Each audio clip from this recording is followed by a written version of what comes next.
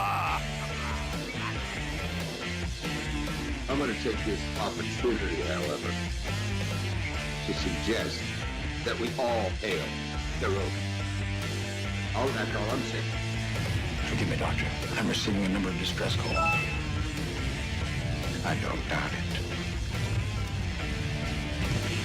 Okay.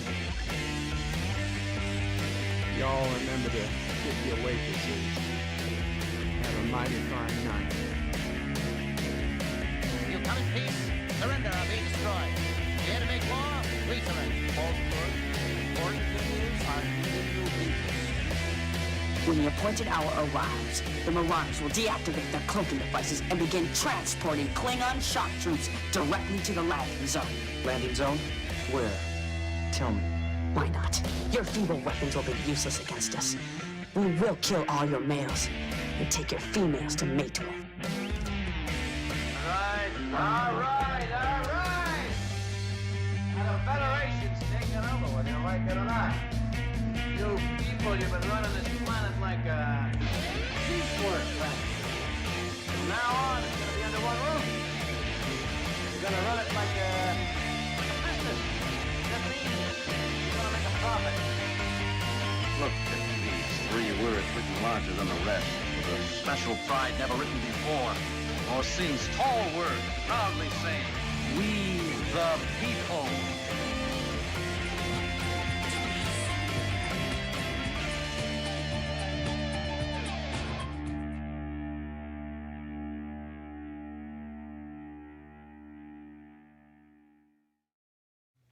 Hi, I'm Nicole DeBoer. I played Lieutenant Ezri Dax on DS9, and I welcome you to BedLife 5 channel. Hail Karoga.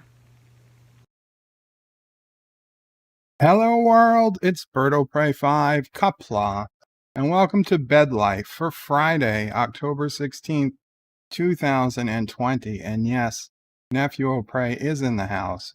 He's about 10 feet from me, and he is napping, so I'm trying not to scream at my usual volume, but it would appear the microphone is picking it up just fine. If there's a problem with the audio, please let me know. I know I need some lighting, Uncle Remus. We're just keeping it a little dim for now because NephewOPrey is still napping. He'll be up soon, and we can bring the lights up in a couple of minutes. And John Araki gave a $1 super chat before I even started. So let me go ahead and play that. Oh, John, I'm so sorry. That's a terrible animation. I don't even know why I put that in there. We'll try it one more time, John. Ah, shit. Okay, well, you know what they say, John. Third time's the charm. Scanning. Okay, there you go. A lot better. Not perfect, but a lot better. So thank you, John Araki, for your $1 super chat about 10 minutes before I even went live today. Greatly appreciated. 47 Yorktown is first in my chat, though I suspect people were here even earlier and said, "Hail Karoga." Thank you, 47 Yorktown. Qapla, a friend of the channel. And he says, "Do not expose NephewOPrey to discovery." I'll do my best, but he's probably going to hear. And John Araki put in another $1 super chat. Thank you so much, John Araki. Greatly appreciated again. And NephewOPrey has awoken. I mentioned discovery, and NephewOPrey is now angry and awake. Positive Candor says hashtag feel the burn of STD. Yes. That's how you get the burn, is with STD. Positive Candor put that this morning on LDG stream, or earlier today on LDG stream. 47 Yorktown says hello to Positive Candor, and Positive Candor says hello to 47 Yorktown. Not Ryan Johnson says hello and Qapla. Hashtag birds late. That is fake news. Mike Richards says Zort, live long and prosper. Rock solid production. Now Sassy's going. Rock solid production says place your bets. How late will BedLife 5 be to his own stream? Hurry. I was not late. I was on time by my calculations. by my watch, we were on time. And Joseph Patrick with a $2 super chat. Thank you so much, Joseph Patrick. Qapla. He says, you need to do a lot better. I doubled the super chat amount. You doubled the super chat amount of John Araki? Thank you. I have to do a lot better. Better at what? Oh, better than Dax. Well, it's not a hell of a lot. I mean, you didn't get much. We'll give you a second chance, John Araki. I mean, Yosef. We'll give Yosef a second chance, too. Come on. There you go, Yosef. Yeah, I didn't do better, but you did the same. I think that's... listen, who wouldn't take that? Who wouldn't take that? What red-blooded American or Slavic male wouldn't take that? You should be lucky. Count yourself as lucky. Carlo Albanese says, hi, hope everyone is as well as can be. Thank you, Carlo, another friend of the channel. And John Araki was saying tick, tick, tick, tick, tick, because I was getting right up to the timer. And he says, hello, bird. I said, hello, world. Hello, John Araki. And he asked if I fixed my Stream Deck. And yes, I had to redo the Stream Deck from scratch, which is fine because I needed to do some updates on the keys. So now I have the main screen that's mostly empty. I have YouTube, my main YouTube stuff, and I have my so-called super chats. Not all of them are super chats. And then I have my main screens, which is this screen, the DS9 screen, right? The DS9, the game, and the game with camera, the commercials, the web browser, Opera web browser that we use for game playing. We use it for Dear Bop also. So I got the Dear Bop up there. I've got the countdown timer that starts the stream. I've got the ending credits, which I need to redo. And of course, I've got the head in a jar for when I need to kill the camera. And then I have my extra scenes.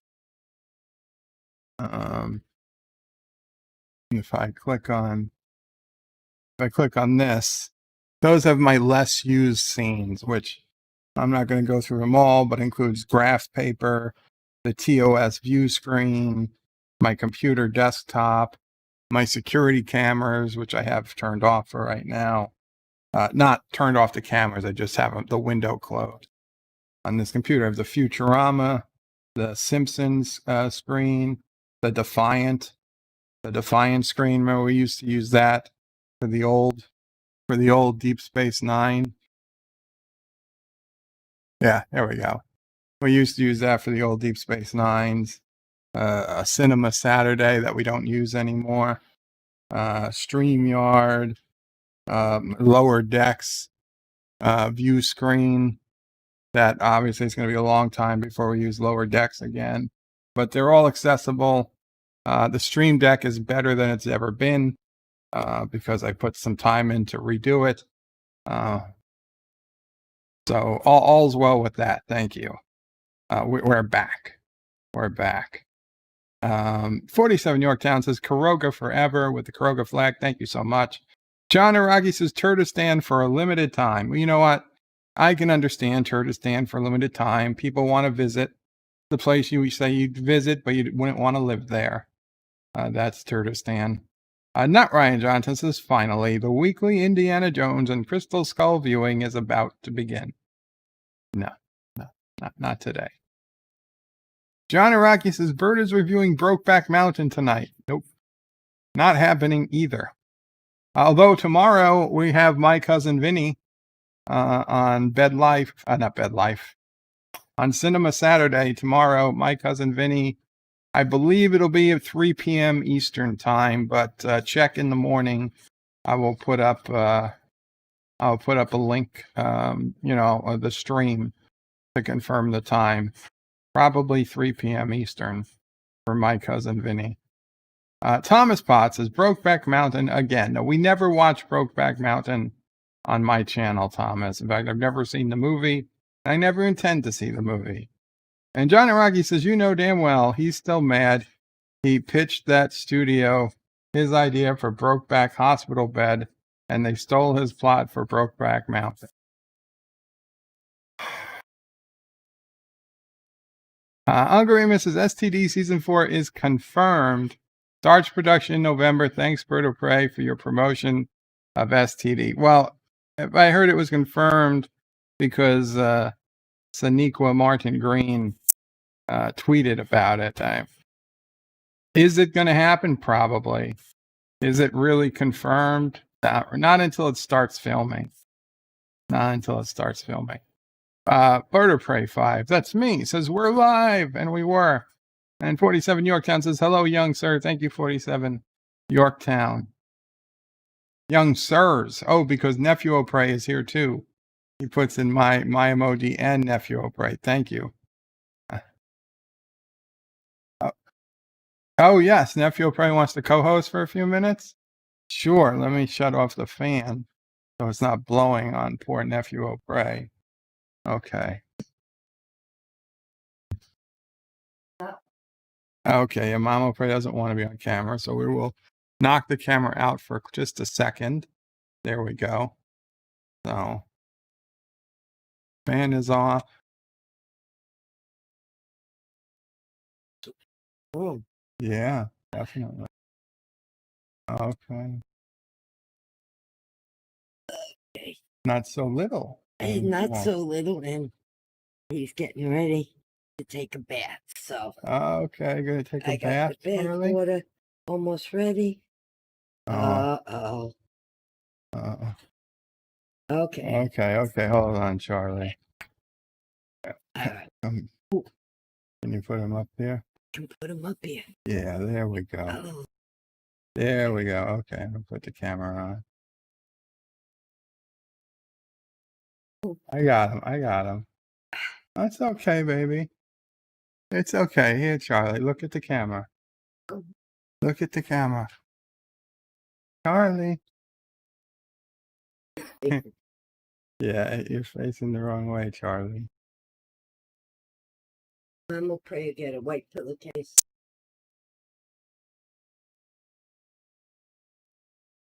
Oh, love, you're not on camera. Right. Okay.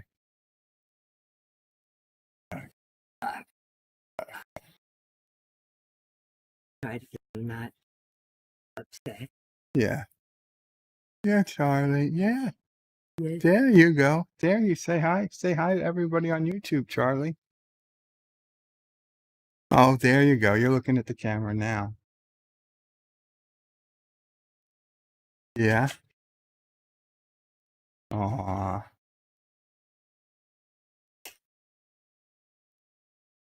He's not going to fall that way. No, he's not gonna fall. I got him. Here, NephewOPrey. Look at all these buttons. Look at all these buttons. He likes to press button. Oh, there's some light. There's the light. Grandma said, let there be light.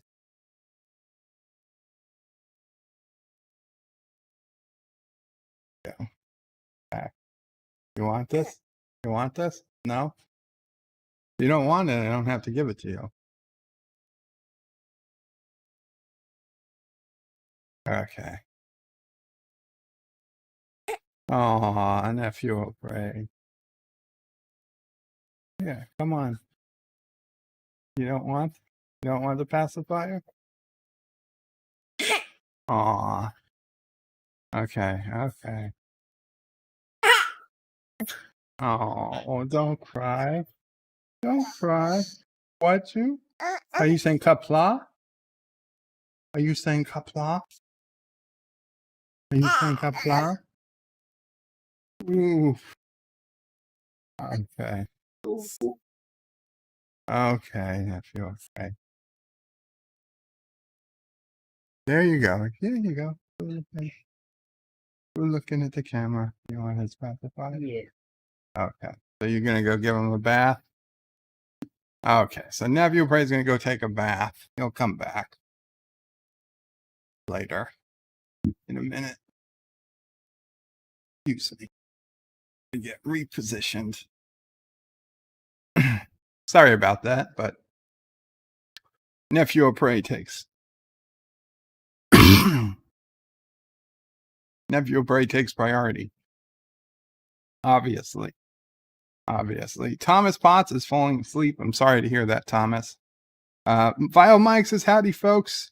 Just as I am taking a smoke break, BedLife 5 goes live. Well, good to see you, Vile. It's probably already over. Immortal Technique says, hi, guys.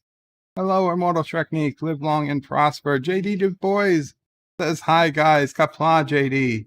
LDG Pixels, the first citizen of Kuroga, gives a thumbs up. And guys, I know you know about the join button. We are scheduling next week for the citizens of Kuroga and higher level, which is currently only LDG.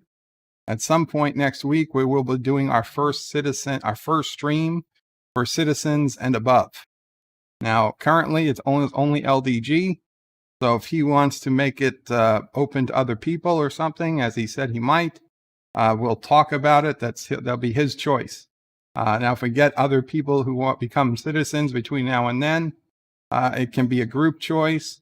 But the ultimate thought was, if once we get more than 1 or 2 Kuroga citizens, that it would just be a private stream for the citizens. So that's going to be completely up to LDG. I will, if you are a citizen, or if he wants to open it up to other members, you will get contacted via the community section of my YouTube page, and it will tell you what's coming up, when it's going to happen, and if you guys want to be there, that would be awesome. Cinnabon Bunny says, hello, Qapla, Cinnabon Bunny. Cinnabon Bunny was playing, he was playing Age of Empires. Oh, NephewOPrey is not liking the bathwater. Cinnabon Bunny was playing Age of Empires, and then the Power Lines IO game, which is a fun browser-based game. I suggest everybody try it. I'll show it to you guys later. Nancy V333, Qapla, Nancy. Good to see you, says Qapla, BedLife. Joseph says, greetings from the future. Greetings, Joseph, another friend of Kuroga. Tiki of Doom says, Qapla, Tiki. John Araki says, Bird should get some of those Maxi Pad commercials with the blue liquid. NephewOPrey's diaper has a blue stripe that if it's wet, it turns blue. Nancy, I assume, is V-Star, I believe. I'm sure of it, actually. Welcome, V-Star. Tiki of Doom says hi to V. Yes, that's it. Rock Solid says, BedLife muted. The hell I am muted. The hell I am muted there. No way. Uncle Remus says, you need some lighting, Bird. Yes, we've got some lighting now. Mountains of Elysium says, greetings to MomOPrey, SisOPrey, ChickOPrey, and fellow nerds. Poor NephewOPrey. NephewOPrey does not like getting washed. And then John Araki's second super chat, thank you again. And Thomas says, BedLife, where's your Coca-Cola shirt? I didn't think Jedi Bill wore his yesterday, so I didn't put mine on. I had it. MomOPrey had it out here. I said, I'll put on the yellow shirt. I didn't know it was a Coca-Cola shirt day. Saul Leibowitz, Qapla Saul says, Qapla, BedLife, how is the NephewOPrey? Well, as you saw, he was doing okay. Not so happy about getting a bath. Tiki of Doom is lolling. Mountains of Elysium says, greetings to Sassy, Chaser of Cats, Eater of Cookies, Stalker of Cardinals, Defiler of Cushions, and Scourge of the Scrolls. Aroo! Darth Maul says, hail, BedLife 5, hail, Darth Maul, Qapla, good to see you. John of Araki says, I thought Slovaks had green blood. I cannot confirm nor deny the color of Slovakian blood. And he says, I remember those villains in the movie, The Burb, the Kopecks. Where were they from? Yeah, that sounds like they were from Slovakia, if I had to guess. Mike Richards says, greetings from Columbus, Ohio, BedLife and chat. Greetings, Mike Richards. John Araki says, greetings to Columbus, Ohio, and Mike Richards. Daniel's Hot Topic says, BedLife 5. I get off a cast talking about Star Trek Discovery Season 3, Episode 1. So excited for Episode 2. Want to see Saru and Georgiou. Well, good for them. Good for them. Robert Rose Jr. says, Qapla, BedLife, MoPrey, Sassy, and NephewOPrey. Thank you, Robert. Mike Richards says, Joseph, greetings to the future. Darth Maul says, BedLife, all these negatives about STD Season 3, rightfully so, but are there any positives? Or will it be positively crap to bed again, in your opinion? Darth Maul, are there positives? Of course there are positives. The problem is the positives are so little, they make no point. There's no point in bringing it up, okay? But I could point out a few positive things, I guess, if I think really hard.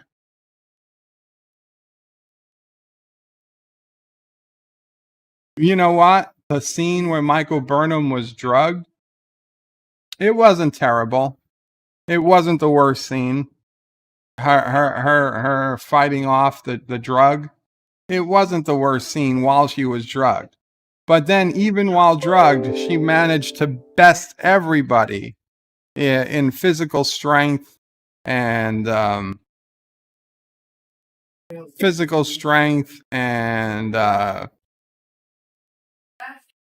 fighting ability and whatnot. It's stupid. I didn't think the ship that Booker was in, I thought it was a decent looking alien ship. I thought that the tech, that it kind of like, I'm not sure if it was a hologram or just like people mentioned nanotechnology, but whatever it was okay. Though the furniture it makes, seeing you could make any type of chair, why would you make such an uncomfortable chair? I don't know. The entire premise that there are time police, or that everybody just decided to give up time travel, is ludicrously stupid. There's just so many more big problems. That's like, it's like literally saying, and I know people say it, well, at least, under the bad people in World War II, at least the trains ran on time. It's a ridiculous statement to make. Who the hell cares about the trains running on time when there's millions of people being put to death in camps? Yeah, you could say not everything they did was negative, but I mean, it's not even close. It's not even close. Joseph, the season 4 Discovery officially confirmed. Are you excited and happy? No, I am not. I'm still not even accepting it yet. Daniel says, have you seen RoboCop 2014?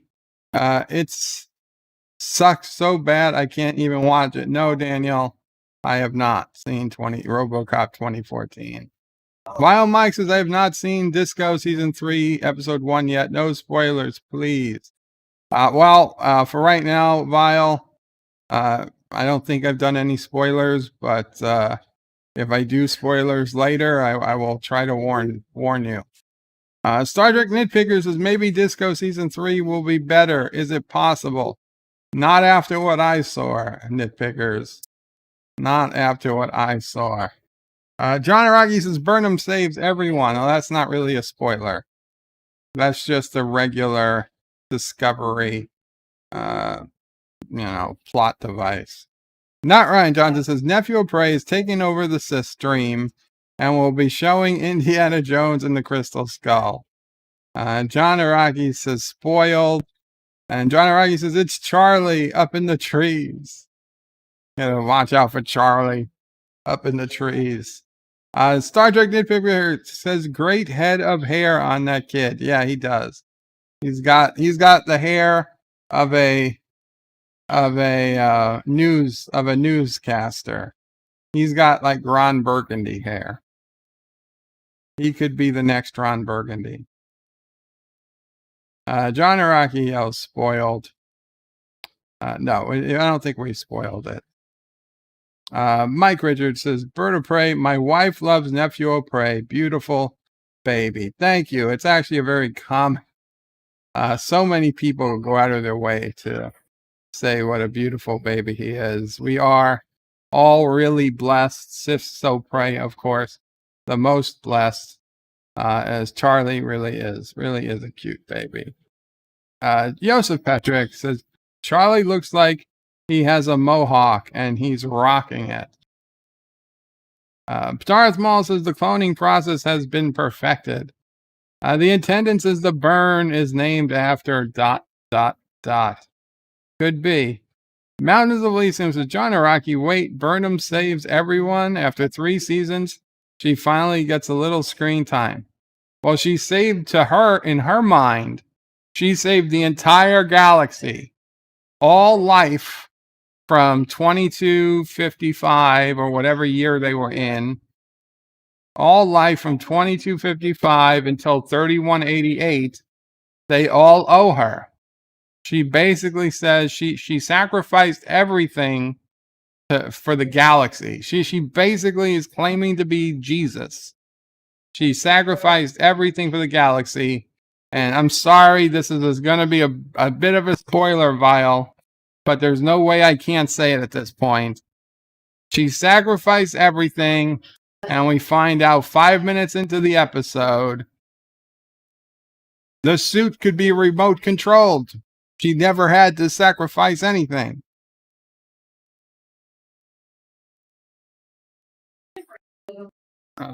Eastland Burkholder says Qapla says Critter the kitty says no bath. No, he's got to take his bath. Captain Trax says Bird of Prey, the real star of the show, will return after his bath. Daniel says Star Trek Nitpickers. So on the cast I was on, I will give it. Wow. Okay. NephewOPrey. Oh, now your mommy's holding you, NephewOPrey. It's time to stop. Grandma gave him the bath already? That was it? That was a quick bath. Baby. You wanted a longer bath? No. Yeah, you did.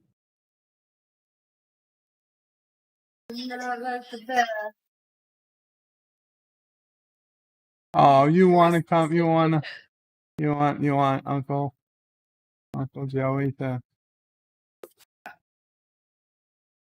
Yeah, tell Uncle Joey what happened. Tell me what happened to you. Uncle Joey. Tell me what happened to you, nephew. What did they do? Did Grandma put water on your head? Did Grandma put water on your arms? Did Grandma put water on your fingers? You're okay. Oh. I just fix him. Okay. Come here. Oh. Face Uncle Joey a little more. Yeah. Oh. Yeah. Oh. Tell us about it. Tell us about it. No. Okay. Oh. Oh.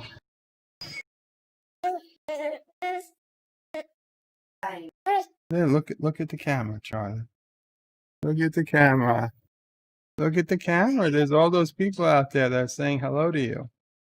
That make it better? No. Oh. Let's try. Okay, I'll kick the camera off for a second. Oh, okay, I shut the camera. camera. The camera's off. Put your arm up. Push the table a little forward. Okay.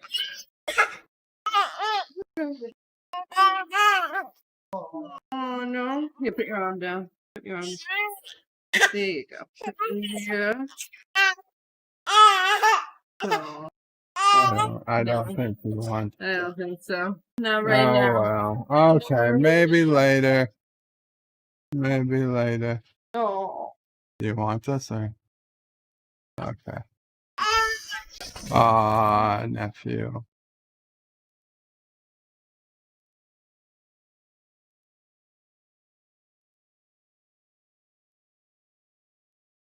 Okay. Okay, we're back. Sorry about that. NephewOPrey will be back later. So Daniel says, Star Trek nitpickers. So the cast I was on will give it to you when it gets uploaded to YouTube. I talked about Section 31 show and said it might not happen because it has not started filming. Well, that's true. Rockstar says Bird of Prey has a members only for deal for citizens. Gross. The intendant says none of the disco actors can cross the border to film at Pinewood, Toronto. Interesting. Rock Solid says, Dear Bop, Dear Bop, Dear Bop. We'll get to the Dear Bops. Not Ryan Johnson says, Rock Solid Bird has an OnlyFans. That is sick. No, I don't have an OnlyFans. Captain Trax says, Rock Solid Productions. Is Bird of Prey trying to talk people out of becoming citizens? No, I'm not. Daniel says, but Section 31, I think, will start filming in 2021. And the reason why it does not start filming is because, one, Michelle Yeoh is filming Shang-Chi and the Legend of the Ten Rings and the virus. I gotcha, Daniel. It's possible. Mountains of Elysium says hello to Nancy. Rocksod says Captain Track. That's what it sounds like. Captain Track says Rocksod. I know and I agree. Mike Richards says rock solid greetings. Daniel's Hot Topics goes, oh, absolutely. Rock solid says Mike Richards greeting. Joseph Patrick says Bird of Prey. No, he just says Discovery must be a financial disaster and a total failure since it's got a season 4. Piano Dean says Bird of Prey, always thinking of some new parody ideas. Instead of Bob Seger's night moves, how about Bird of Prey 5 flight moves? I can't say I'm familiar with the song Night Moves. I'll have to listen to it, Piano Dean, but sure. Mike Richards says Captain Track and greetings to you all. Roxanne says Bird of Prey, the official Star Trek Twitter account, posted 2 hours ago that production of season 4 starts November 2nd. Well, then, once November 2nd comes and they've confirmed it's started production, I will accept it. With the current situation, with the virus and shutdowns, we don't know anything's going to actually start November 2nd. Or let's put it this way, if they're still doing it come November 4th, then I'll believe it. Mountains of Elysium says, greetings to my friend, Captain Trek. Dan23 says, hello, Qapla Dan. Rock Solid says, Bird of Prey. Book ship looks like a B-wing with S-foils, not locked in attack position.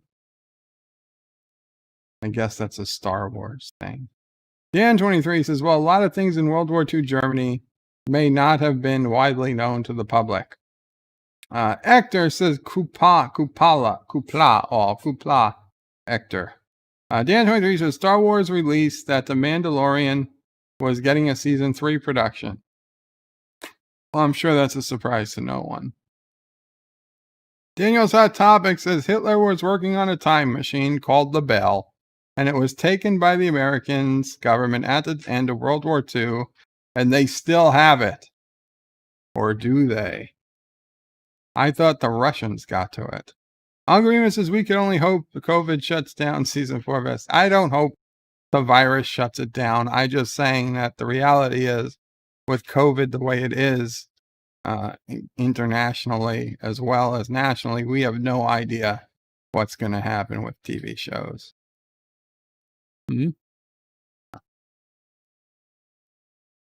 No, we're not taking my hat.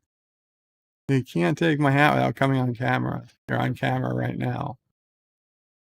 Take that hat. If Charlie takes the hat, that's one thing. Want me to do it? No, do not take the hat. These people don't know that I'm bald. That's true. Maybe I'll just throw a donut.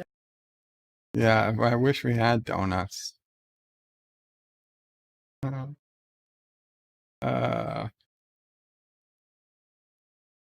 intendant says Romulans must be in control now since their ships are powered by artificial quantum singularities. Yeah. So I'm 100% convinced the writers of Discovery Season 3 completely neglected the fact that the Romulans, the Hirogen, and God knows how many other species have faster than light warp travel without the use of dilithium. Okay, there is no reason the entire Federation didn't immediately switch to artificial quantum singularity drives the moment the dilithiums blew up. There is no good reason. Plus, it's been 1,000 years. Okay, they had the code for long distance warp beaming. You could beam from Kronos to Earth. That was 1,000+ years ago. Oh, wow. It seems like we're getting an eclipse of NephewOPrey. A total eclipse of NephewOPrey. There are so many things. There's that spatial projector that was in Star Trek Picard that let them jump. I think they said, what was it, like 60,000 light years? That's enough to get to the center of the galaxy. So in 2 jumps, you could be across the galaxy. So there is no reason that the lack of dilithium should have ended interstellar travel. It would have been different, but the technology had existed to do distance without warp drive. And that was even in the 23rd and 24th century. Hail Karoga, says Carlo. Qapla, and Hail Karoga. Star Trek Nitpicker says, Bird, I'm not sure you remember how bad Disco seasons 1 and 2 are. At least the Princess of Zahia wasn't in this one. I doubt 3 will be better, though. She kind of was, because she's the one who created the crystalline, the dilithium recrystallizer, and then this dude Book, aka Booker, he mentioned that his dilithium recrystallizer broke. That was the one thing that broke when he hit Michael Burnham at like impulse speeds going through a wormhole. It broke his dilithium recrystallizer. Dan Joins says, Bird of Prey, do you think Star Trek shows need animals? I don't mind. I don't mind an animal. I like Porthos. Everybody liked Porthos in this house, even SysOPrey. Porthos was the beagle in Star Trek Enterprise. Yeah. So I think if they have the right animal, they can do it right. Dan23 says, yes, I'm okay with animals.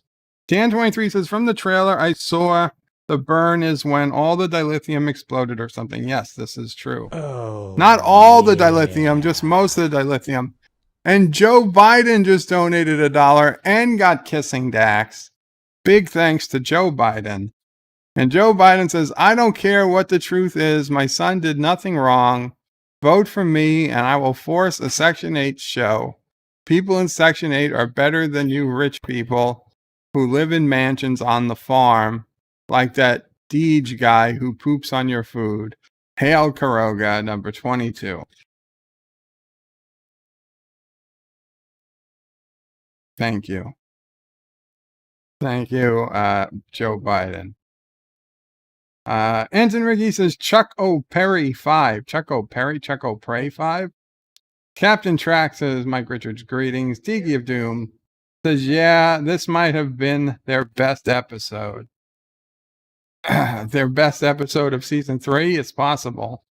Daniel Satawi says, if you think Disco is bad to watch, Cleopatra 2525, that was a crap show. Well, as I'm not a Cleopatra fan, I've got really no desire to watch it. Captain Trax has mounted Elysium greetings to his friend. Daniel says, Bird of Prey. So on the cast I was on, I will give it to you, when it got uploaded to YouTube, I talked about Section 31 show, and they said it might not happen because it's not started to film. Well, then it's just because of the current situation with the pandemic, nothing is certain until it's actually finished. Like, even though the Orville is 50% of the way complete, I still worry that they might just one day say it's been too long and forget about it, and we not get a third season. Now, everybody has assured me that the chances of that happening are tiny, but the truth is, until they actually finish filming, the chance still exists that somebody somewhere says, F it, it's not worth it, and they throw in the towel, and the Orville ends, and we never get the third season. I'm not saying I want it to happen, I'm just saying it's a possibility. Rock Solid is again wanting Dear Bop. Dan23 puts in a baby emoji, says hello. Thank you, Dan. Captain Trax says, Darren's Hot Topics. Thank God. No Section 31 show. I know you're upset, but no. Well, it might still happen. Nitpicker says, Daniel's Hot Topics. Maybe Section 31 has the bell in the future. Maybe. And the CIA just donated $1 and got a eyebrow raising Dax. And the CIA says, Daniel's Hot Topic, stop immediately. We do not have the Bell time machine. It doesn't exist. So there you go, Daniels. The CIA themselves have confirmed they do not have the time machine.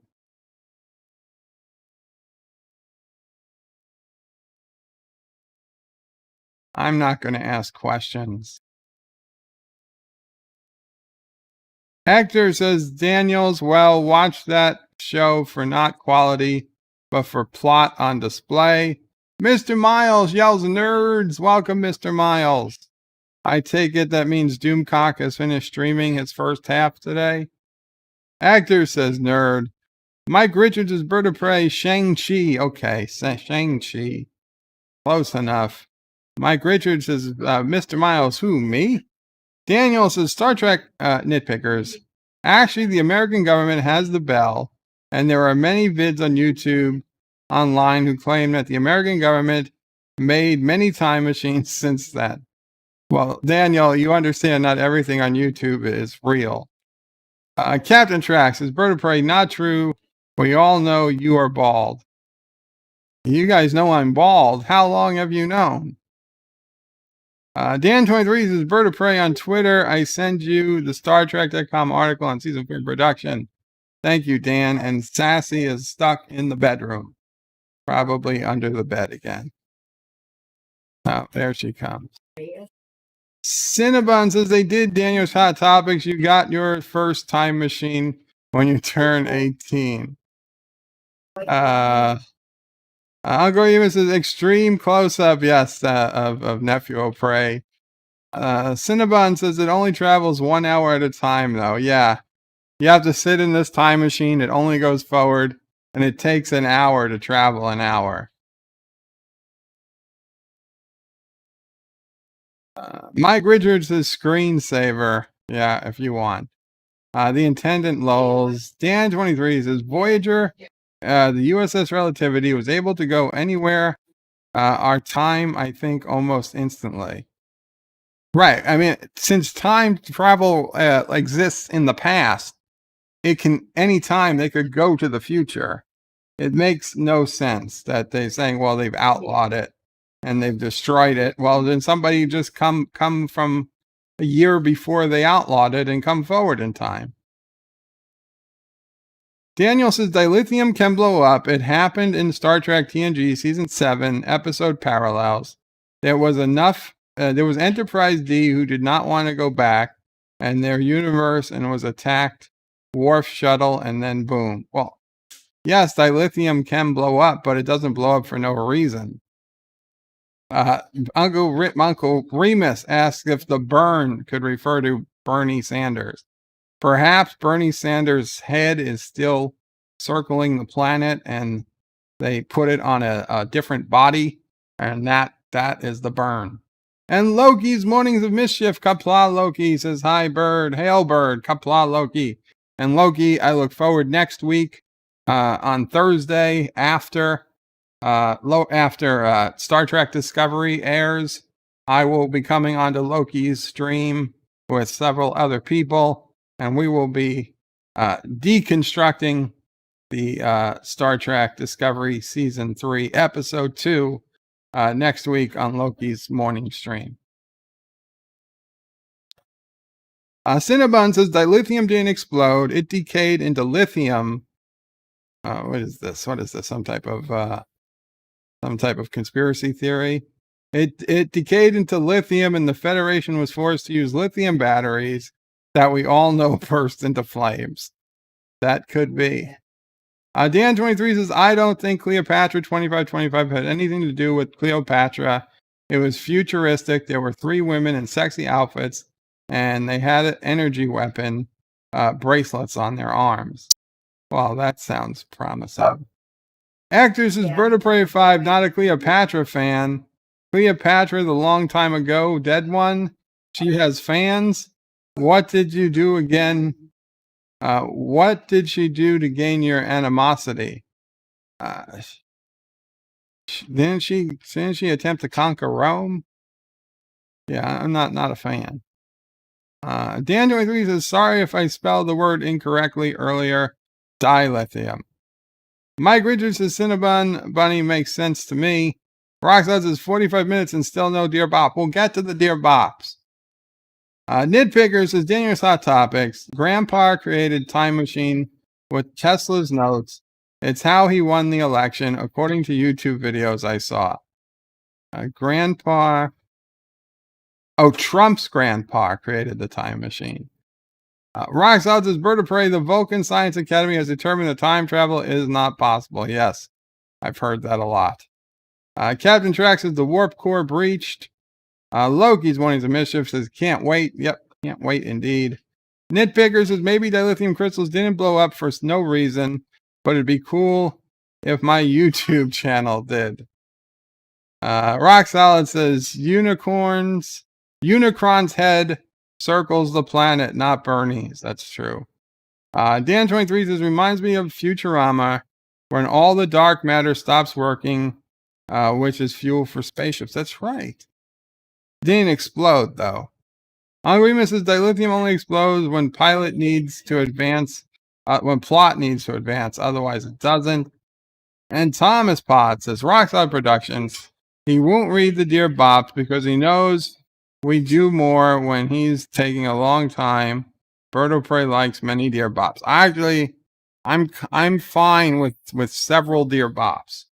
So let's go head over to the Dear Bop section of the screen now. And Thomas is saying anti-tracker new Cleopatra, which is very possible. And Dear Bop donated $1. Says, when are you getting around to me? Enough with this jibba jabba. I'm the important one around here. Yes, Dear Bop. You are the important one. Let's get over. Oh, well, first off, just a heads up. If you guys ever get the time, you're bored, you go to powerline.io in your web browser. And it's a very fun, easy to play game with just your arrow keys. You collect these pellets. As you collect pellets, you get longer. And it's like the game Snake.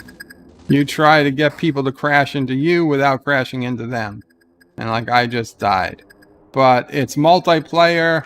You can play with your friends. There's going to be dozens of people in the room. It's fun. It's cool. And it's just powerline.io. So check it out. I've been playing it. Cinnabon's been playing it. LDG's been playing it. Tiki of Doom, Wesley, and others. Okay, so we're at the Dear Bop section. And we got a few more Dear Bops. Robert Rose says, 1 chip challenge, make it so soon. Robert, I am not doing any type of 1 chip challenge, any type of spicy food challenge. It's just not for me. I tried a little Taco Bell Diablo sauce the other day just to get some idea of what they were talking about. The littlest drop of Diablo sauce, and it was... Now, I'm okay with wasabi. I can do the wasabi that comes out of sushi. But no, this stuff, Diablo sauce, and God forbid something even spicier. I mean, I saw what happened in Life with Matthew. I can't stand up, right? If my Life with Matthew had to stand up to breathe, I can't do that. So I would just die. So no, unfortunately, we're not going to be doing any type of hot or spicy food challenge. Now, if there was some food, I'm also not going to eat bugs because those are disgusting. Now, if you guys wanted to bet how many cookies I could eat or something one day, maybe we could do something like that. But it's not going to be anything nasty. I can promise you that much. And I just don't think anybody's going to pay. Saltine crackers, sure. I don't think anybody's going to pay to watch me eat Oreo cookies or something like that.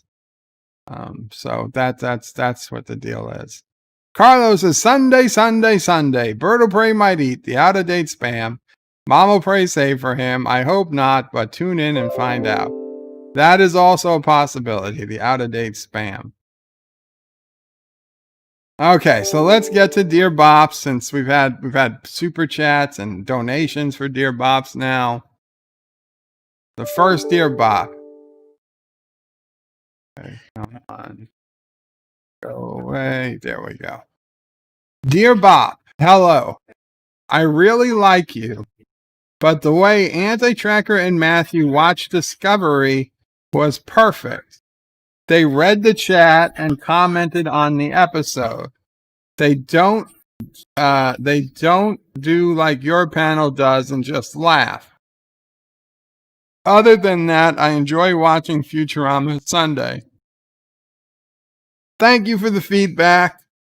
I am aware that the Futurama panel, mostly and to some extent, sometimes the movie panels, we go through periods where we're just laughing or not commenting. The reason is simple. Discovery Season 2 was horrible. Everybody had seen it before. And for the most part, Anti-Tracker and Matthew simply ignored the fact that it was playing and just went about their business doing a stream of food challenges. And only in the rare instance where they weren't actively getting ready to eat a food did they read the chat that happened to be about what was going on in the episode and discuss the episode to a small portion. Now, when we watch Futurama especially, there are people watching Futurama who have never seen it before. And I think it's more important for them to be able to hear the episode than to be constantly talking over them. I understand your criticism. I appreciate you bringing it to my attention. You're not the first person to tell me something like this. I will continue to think about how we can improve, but it's just it's an unfortunate side effect of the quality of the show we're watching. When you're watching a higher quality show, you kind of be quiet and watch. When you're watching something like Discovery, you can literally just complain the entire way through without ever having to stop. Dan23 says, BedLife in Discovery, do you like Jet Reno? Dan, I don't hate Jet Reno. She's probably one of my favorite characters. Now, that's not saying a lot. It is not saying a lot, but yeah, she's on my short list of, characters I wouldn't murder given the opportunity. Dear Bob, Gobble gobble, we accept her, one of us. Gobble gobble, we accept her, one of us. Repeated 1, 2, 3, 4 more times. By Sparky. I don't know what's trying to be transmitted here, but I guess these are some type of cannibal turkeys that you accept to eat this other turkey, and then you guys are making her one of you. See, cannibalism makes NephewOPrey upset. Damn it, NephewOPrey, we won't talk about cannibalism anymore. You guys stop bringing up cannibalism. Dan23 says, Bird of Prey in Discovery. Do you like Jet Reno? Yes. Dan Dragons, Bird of Prey, you could drop panels for Futurama. I could drop panels for Futurama, but then I would be the one listening. And Dan says, Bird of Prey, do you like the DVD commentary? I never listened to the DVD commentary, to be honest, Dan. I don't think I've ever listened to DVD commentary. Maybe only on the Simpsons movie. And the only time I ever went to extras in a DVD has been for the DS9 documentary. I generally don't care about the extras on a DVD.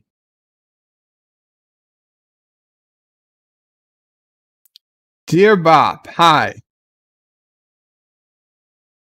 I think he meant I have. I have a YouTube channel, very small. I live stream, only been at it for about 6 months now, but I often want to quit and never come back again. Sometimes, which is most of the time these days, because I have to compete against a TV show that most people dislike or hate, and two fools eating odd things for their or only one's personal gain. So why should I continue to do what I do if it only brings me heartache and pain? I'm not happy with life, and I think I should just give up. What should I do to end my suffering? Well, if you don't like YouTube and you're having trouble, the serious, honest answer is then don't do YouTube. Not everybody is, cut out to do YouTube streaming. You might have something else that brings you more joy. Okay, I like streaming.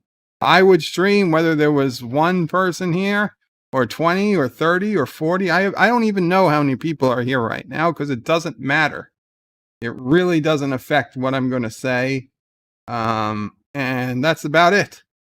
If there's 50 people here, I would be shocked. I need to lower my voice a little. Okay, NephewOPrey, they're trying to get him to sleep a little bit better. Get some nice. So I don't worry about the numbers, and that's easy for me to say. You say, well, you already have 2,500 subscribers or 2,100 subscribers, however many subscribers I have, and so it really doesn't matter to me. And to a point, it's true, but I just don't care. So, the only time YouTube brings me heartache is when I'm feeling sick and I feel like I've got to go on because I owe you guys. And the reality is, I know that by doing that, I'm going to feel better. I'm going to complain like hell when I start it. But I know when it's over, it will have made me feel better. So it's kind of... It's kind of even selfish a little that I go on, even when I'm sick. It's not going to get anybody else sick, but it just means I'm getting something out of it, regardless if you're getting something out of it. But if you are not getting anything out of you streaming on YouTube, if you legit don't want to be on YouTube, that is, you've only just started, and it's already a chore to go onto YouTube. It is already upsetting you. It's hurting your life work balance or whatever it's doing. Then drop YouTube like a hot potato. If you want to watch streams, watch streams. If you don't want to make content at this point, I'd say don't make content because, you know, why would you put yourself through this if it's not where you want to be? Find another hobby. There is a billion things out there you could try. Bird watching, 4x4ing, hiking, jet skiing. I don't know where you live. If you're by the water, jet skiing. If you're in a desert, 4x4ing and like an ATV. If you're in a forest, mountain biking. I don't know. There's so many things. So many things you could try. Painting, whatever. And just get out, be a little sociable. If you don't want to be sociable, you do it at home alone. But there are so many other things you can do. Find gardening, find something that brings you joy and do it. If it's not YouTube, don't force it, because I'm going to be honest, it seems like you're burnt out and you've only been in it a few months. Now, granted, I'd say that there is a peak that it's hardest to get that first 1,000 subscribers, without a doubt. The second 1,000, far easier to get than the first. It's just the way life is. But if you're this upset and you still have a small channel to the point that you're questioning whether you should stick with life, you're going down the wrong road, my friend. You're going down the wrong road. As for life itself, of course you should give it a try, because as far as we know, the only one we've got, and it doesn't hurt. It doesn't hurt seeing where it takes you. It might take you to some uncomfortable places, but hey, either it's all going to work out in the end, or it was for nothing and it won't matter. But either way, even if there's a 1% chance that, you know, religion is true to an extent, then it totally makes sense to follow, you know, at least the basic tenets and not kill yourself, obviously. And, you know, give it a shot. Give it a shot. See what happens. If you die at a ripe old age, or you get hit by a bus and you see a light, follow it. If you don't, you won't know. You won't know. I just say it's worth a shot. It's worth a shot. Captain Trax says, Bird of Prey, you gave me the best advice for making videos. Others promised to do things and did not. Well, I'm glad, Captain Trax. And I don't think that was you asking, because we spoke and you weren't quite at that point. So I hope I gave you some ideas, and I hope you run with some of those ideas. But I would tell you the same thing, Captain Track. If you were that upset, and you've only been making videos for a short time, something is wrong. Maybe it is not YouTube. Maybe you're just not cut out to do YouTube. I'm not saying you're cut out because you're inferior. It's just different people have different things they excel at. Yes, STD. Out of the comfort zone. Some people are slow to warm up. Well, if you want to push yourself out of your comfort zone, then of course continue. When you get better with it, there's lots of that world. Okay. Just say. STD says maybe you want to push yourself out of your comfort zone. Driving them. I'm saying maybe. I'm saying maybe you will. That's cool. Well, that's a worthy question. Once you push yourself through the uncomfortable, then show up. Lower your STD says just lower standards. just show up. And Admiral Saval, I heard about the news partially. I am so sorry, Admiral Saval. Admiral Saval says, may my dad find his happiness in the afterlife. I heard last on Wednesday night, actually Thursday morning, I went to rewatch Anti-Tracker's stream, and I saw that you had, I couldn't read what you posted because the video hadn't processed, but I heard what he read, and all I knew is that one of your parents had passed away. And I am so, so sorry, Admiral. My dad passed away.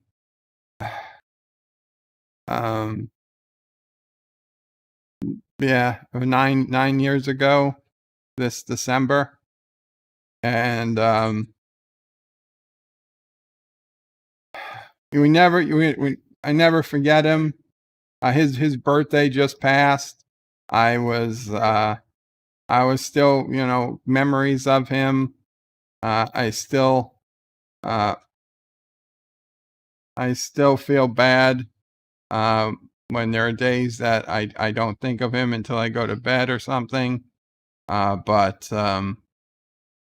it's the way of life, Admiral. I am so sorry. And NephewOPrey sends her condolences as well. She's very sorry to hear that.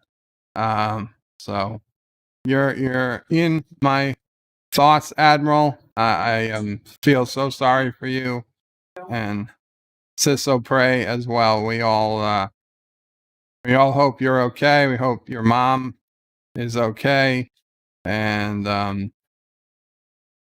we're around, Admiral. If you got to talk, if you got to vent, you can find us. You can find us online. No.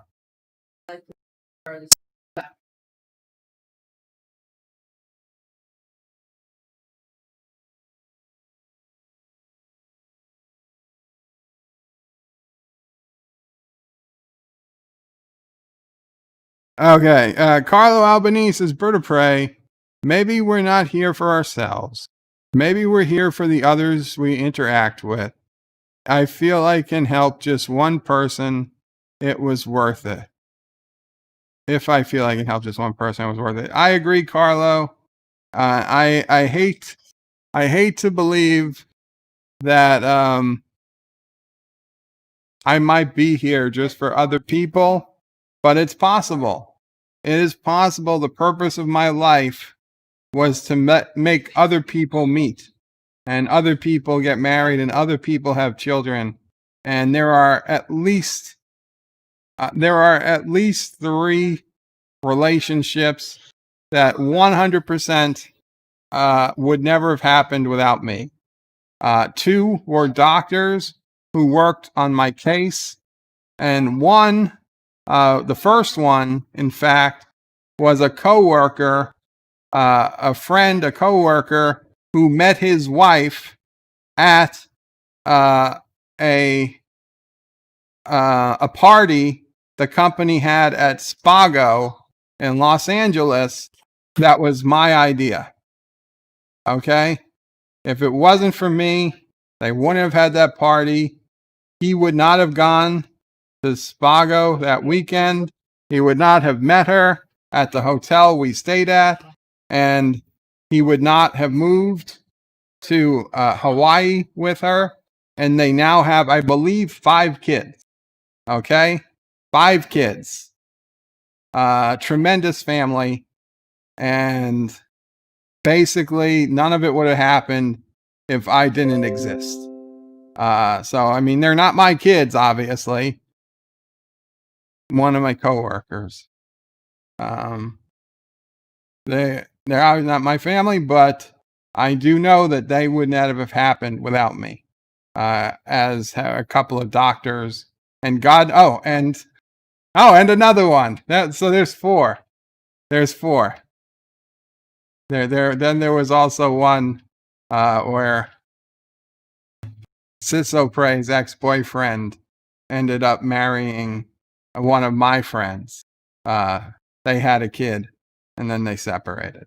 But they had STD's blessing. They had a kid. They separated. Unfortunately for the separation, I feel terrible. But they did bring a new life into this world. And again, another person who wouldn't exist in all likelihood without me. Or STD for that matter. So yeah, you never know. You never know.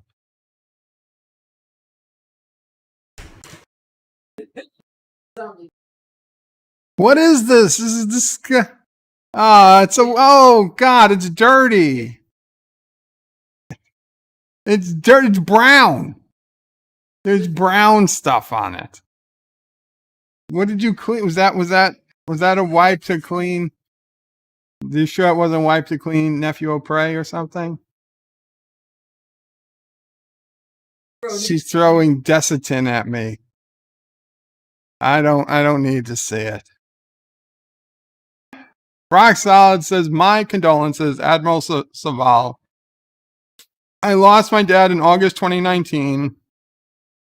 Bird of Prey was on the stream when I broke the news on here. I can relate. Absolutely. Uncle Remus is confirmed Bird of Prey makes families with coworkers. Uh-huh. And Carlos is Bird of Prey. You anti-tracker Jedi build track yards in the chat have helped me with a lot. We have our problems, and I'm glad I found you all. Well, thank you, Carlo. I'm glad you found us too. I'm glad you found us too. I'm glad we all found each other. Loki says to Admiral Saval, my dad passed this February, brother. It's a horribly tough time. Hold up the memories you have. They will help. Absolutely. Absolutely. Everybody's giving their condolences to Admiral Saval. I'm so sorry to hear it, Admiral. I knew it was somebody in your family. Oh, man. I feel terrible. But back to the Dear Bop. Dear Bop, good news, everyone. The second cloning of my assistant, Hermel Schmeckelback, is complete, with only one flaw. But he is happy and has completed physical therapy with flying colors. The prehensile tail is quite dexterous.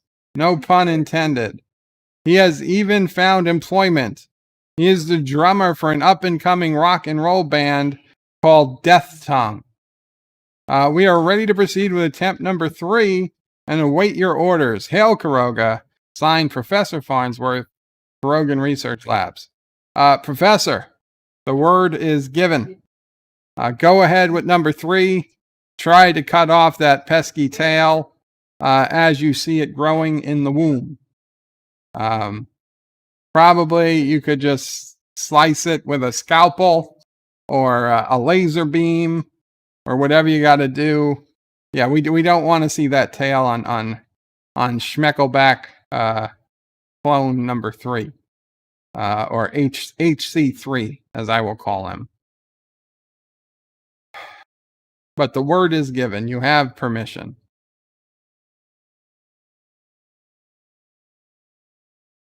Hail, Karoger, says Carlo. Absolutely. Dear Bot, why are so many YouTubers so dumb? Wait, this isn't soft putty, is it? Nope. It's actually rock solid. Why are so many YouTubers so dumb? Doomcock and others have torn apart Star Trek Discovery for various reasons, one of which is how stupid it is that, from a story standpoint, all the dilithium crystals exploded across the universe versus it having been something like Omega Molecule. Well, I would agree, to be honest. And it wasn't all the dilithium crystals. Spoiler alert, Vile, if you're still here. It's not all the dilithium crystals, it's just most of the dilithium crystals. For whatever reason, not all the dilithium exploded. It just became a very rare element. It seems stupid to me. Doomcock pointed out that he remembered a time when ships needed to be powered by dilithium crystals to power a cloaking device, in quotes. I'm sorry, but that's not the case. Dilithium crystals are not a power supply. The power source is a combination of matter and antimatter. All the dilithium crystals do is regulate the reaction between those two materials. Without dilithium crystals, there would be an uncontrolled explosion where matter and antimatter came in contact with each other and provides no power source itself. I will grant you that that is the currently held canon on dilithium crystals, but especially in the original series, which you have not seen all of, Rock Solid, that was not necessarily the canon of the time. That was something they settled on later. Okay, in early TOS episodes, they're not as they didn't set the rules as stringent. So it's quite possible that in an earlier TOS episode, somebody referred to dilithium crystals as giving power. When now we know that it's not technically dilithium giving power, but the antimatter that gives it power. I would say, especially somebody like Doomcock, who knows his canon, especially his TOS canon, I'm not going to jump in and say he's wrong. Offhand, I can't remember a specific episode where they say it like that, but I also can't remember an episode where they definitely say it can't be that. And especially knowing you have not watched most of the TOS episodes, or if you did, you certainly don't remember them all. I would give Doomcock a pass on that, because that's the exact type of thing that earlier episodes were more loose about. It wasn't until TNG that they try to narrow, harden up some of their canon and how things worked, or technically beta canon with the technical manual. But in the first 3 seasons of TOS, they could have said anything. I mean, there weren't even torpedoes for a while. They were called phasers on point blast or something. Then they became torpedoes. So you can't be sure. You can't be sure. Hate Discovery for the poor writing, bad characters, and a ship that looks like a pizza cutter. But when you claim to be canon experts, can't get the purpose of an item correct, you lost your high ground of supposed superior knowledge and fandom. Rockstar Productions. Well, I would say the fact that a lot of the dilithium just suddenly blew up would count as bad writing. Rock Solid. I would say that that's exactly what bad writing looks like. When you have a ridiculous thing like just spontaneous explosion of 85% of dilithium for no apparent reason. That's exactly what bad writing looks like. As for the canon experts, you could be right. It's possible. Certainly, come DS9 and Voyager, we're pretty certain that's how antimatter dilithium works. Antimatter and dilithium work in cohort to create power. But in TOS, it's very possible that they mentioned dilithium being the power source. So who's to say who's right or who's wrong with that? What I will say is that it is clear in both TOS and TNG and DS9 and Voyager, and I believe even Enterprise, that Romulans do not use dilithium for warp speed travel. They use an artificial quantum singularity, and that doesn't involve dilithium at all. So Romulan ships and ships of Romulan design should have no problem still going to warp. And, if unfortunately all the dilithium blew up, it should only take the Federation, a few months or a couple of years, a few months to probably retrofit some existing ships and a few years to build brand new ships based on artificial quantum singularity rather than dilithium crystals. Not to mention all the other species in the galaxies that we've met, like the Hirogen and the spatial projector people who have technologies, Iconian gateways, who have technologies and long-range beaming equations, that have technologies to travel faster than light distances interplanetary distances without warp drive at all.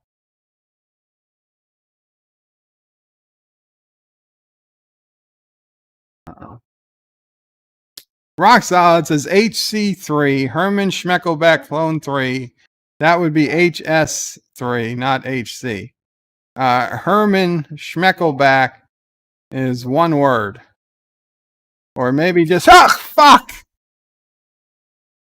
Why are you throwing things at me? She's throwing things at me because I voted.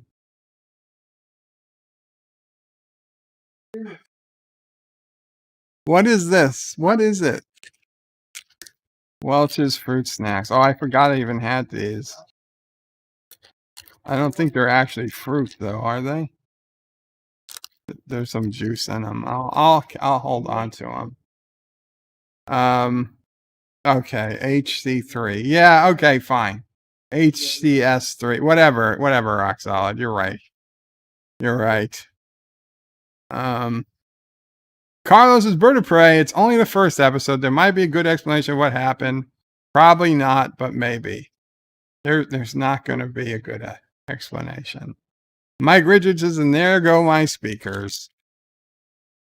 Vote early and vote often, says Cinnabon. Absolutely. And Uncle Even says, hit Bird with a dirty diaper. No, don't hit Bird with a dirty diaper.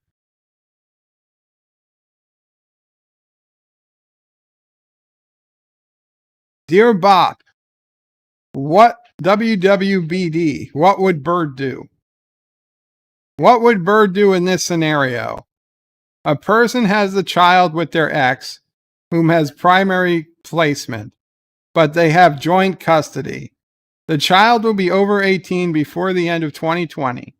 The parent with placement is supposed to provide a letter to the court to prove the minor child is still in high school, meaning child support will continue until the end of May versus the end of the birth month. The other parent has not submitted this paperwork. This child is estranged from the other parent, not having seen them in almost 3 years. The only contact is when the child wants something or is fighting with the parent who has placement. If the parent who has placement doesn't do their due diligence, they will see the child support payment end in approximately 5 months before the end of the school year. When the parent making payments wants to support their child, those payments have to go through the other parent to help support their lifestyle. So the question, Bop, is the following. 1, remind the other parent that they can get the paperwork filed and get support until the end of the school year. 2, say nothing and let the support ruling lapse and have the other parent have to face the consequences for their laziness. Or 3, let the payments lapse, but send the support money directly to the child until the school year ends.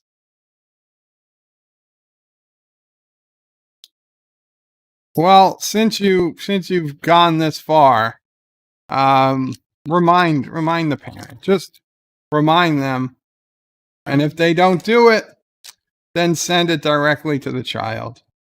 Clearly, you want to do it. You obviously want to continue paying for the child till the end of the school year. So, and I commend you for doing that, even though the child apparently doesn't really want much to do with you. Hopefully, they will change their mind at some point. So, I would either just send it directly to the child or be nice, be the bigger person, remind the parent that they can get it extended, and just do that. The reality is, I think that's probably your best choice, is to be the bigger person. Hopefully, your child will hear about it either way. I'm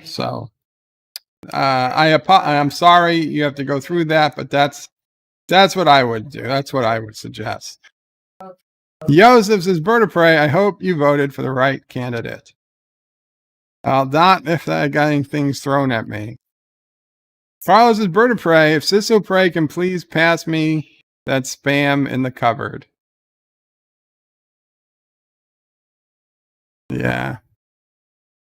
Dear Bop, if the claims against Joe and Hunter Biden aren't true, why are they not suing the Post for slander and libel?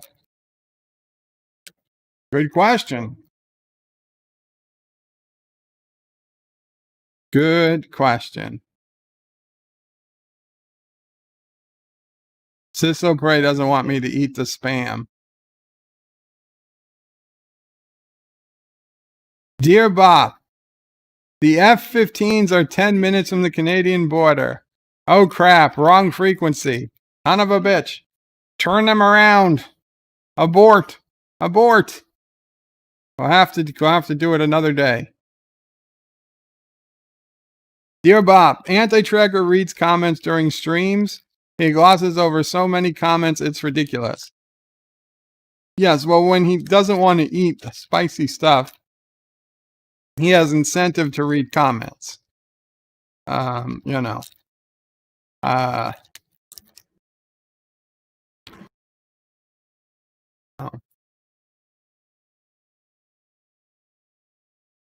Dear Bob, I understand you own the name Joe's Ultimate Off Topic, and we would like to make you an offer for the name. My client, Joe B., last name abbreviated to protect his identity, would like to start a YouTube channel with his name and his channel identifier.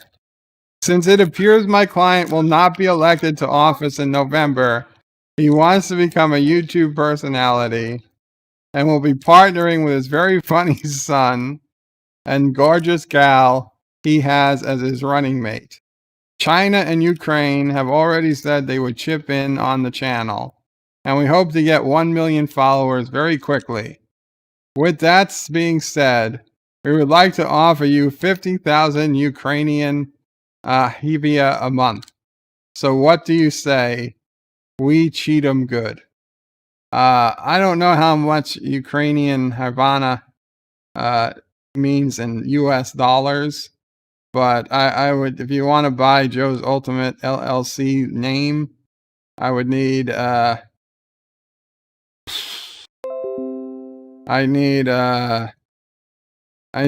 know what? I would give you a break. 25,000 US dollars upfront, cash in small bills. And I can I'll transfer you the name. Now, if you want the websites and everything else, that's going to cost more. But if you just want the name, 25,000 US dollars. That's me opening a fruit snack. Oh, it's a spicy gummy bear. It's actually pretty tasty. Okay, Anti-Tracker. Alexander has become a member. Oh, it's sticking in my throat. Alexander, thank you so much.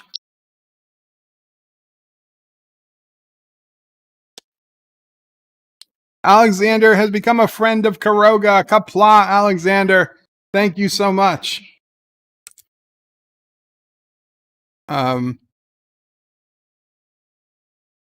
Joseph says there are 2 BedLife forced also mom to vote for him. I didn't force MomOPrey. JUOT says jump on this. Jump up on this. So good luck, Joe B. If you want 25,000, you got 25,000 up front. Dear Bob, I need your advice on the best way to clear my bowels each night. I have tried prune juice and X-Lax, but these just do not provide the clean out I would like each night. So what do you think I can use to blow out the pipes each evening? RXP.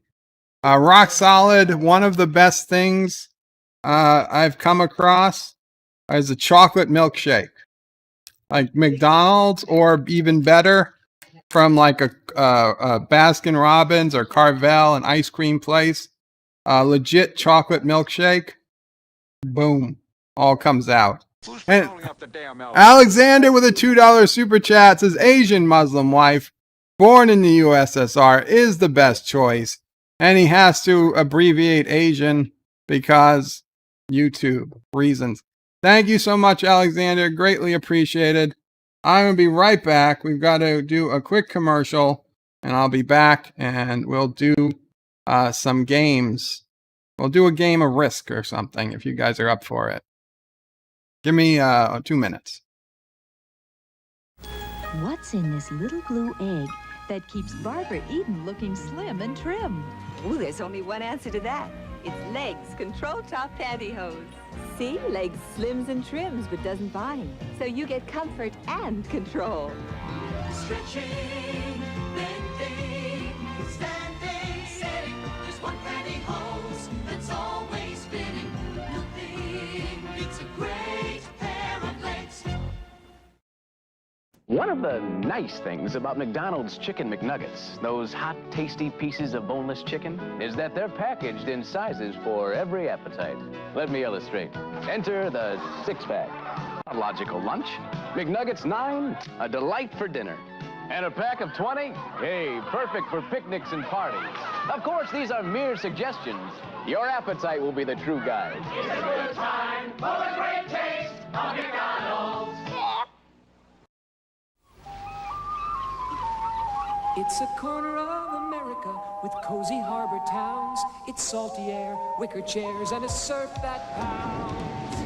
The spirit of Massachusetts is the spirit of America. The spirit of the red, white, and blue. The spirit of Massachusetts is the spirit of America. The spirit that we want to share with you. For your free Massachusetts vacation kit, call 1-800-624-MASS.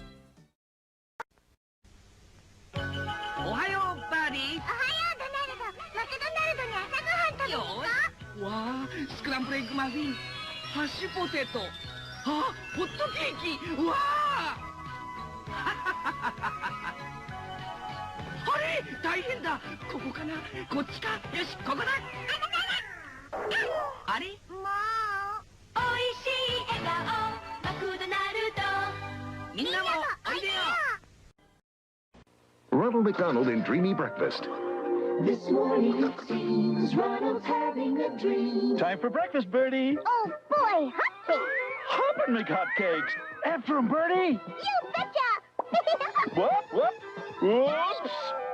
Gotcha. Not you!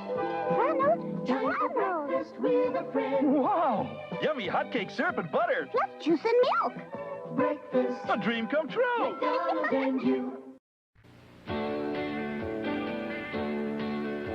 I'd like to teach the world to sing in perfect harmony. I'd like to buy the world a Coke and keep it company. It's the real. I'd like to teach the world what the world wants in perfect harmony. I'd like to buy the world a Coke. This is a great commercial. You can't stop it till it ends. It's too good.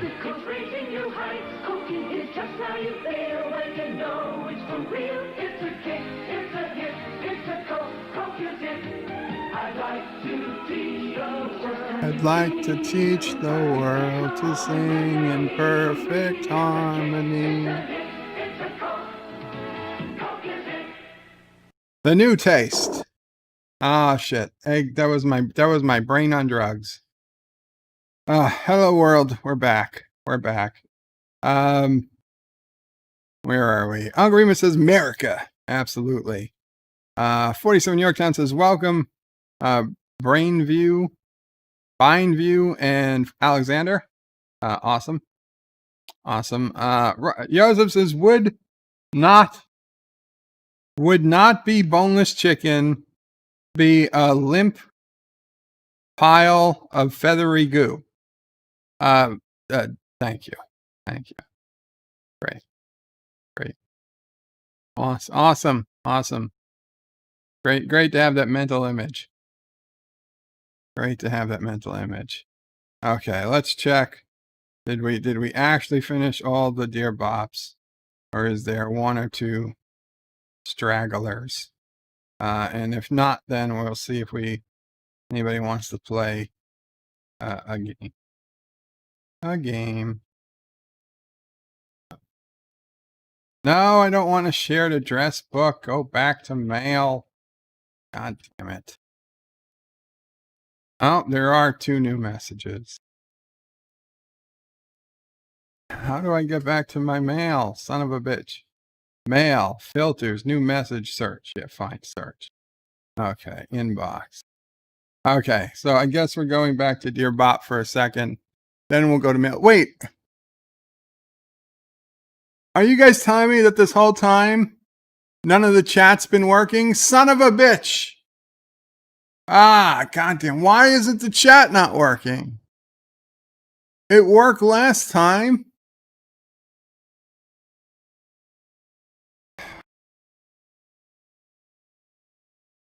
The chat's not working. Right? I mean, if I post no, it's not coming up. It is not coming up. These sons of bitches. These sons of bitches.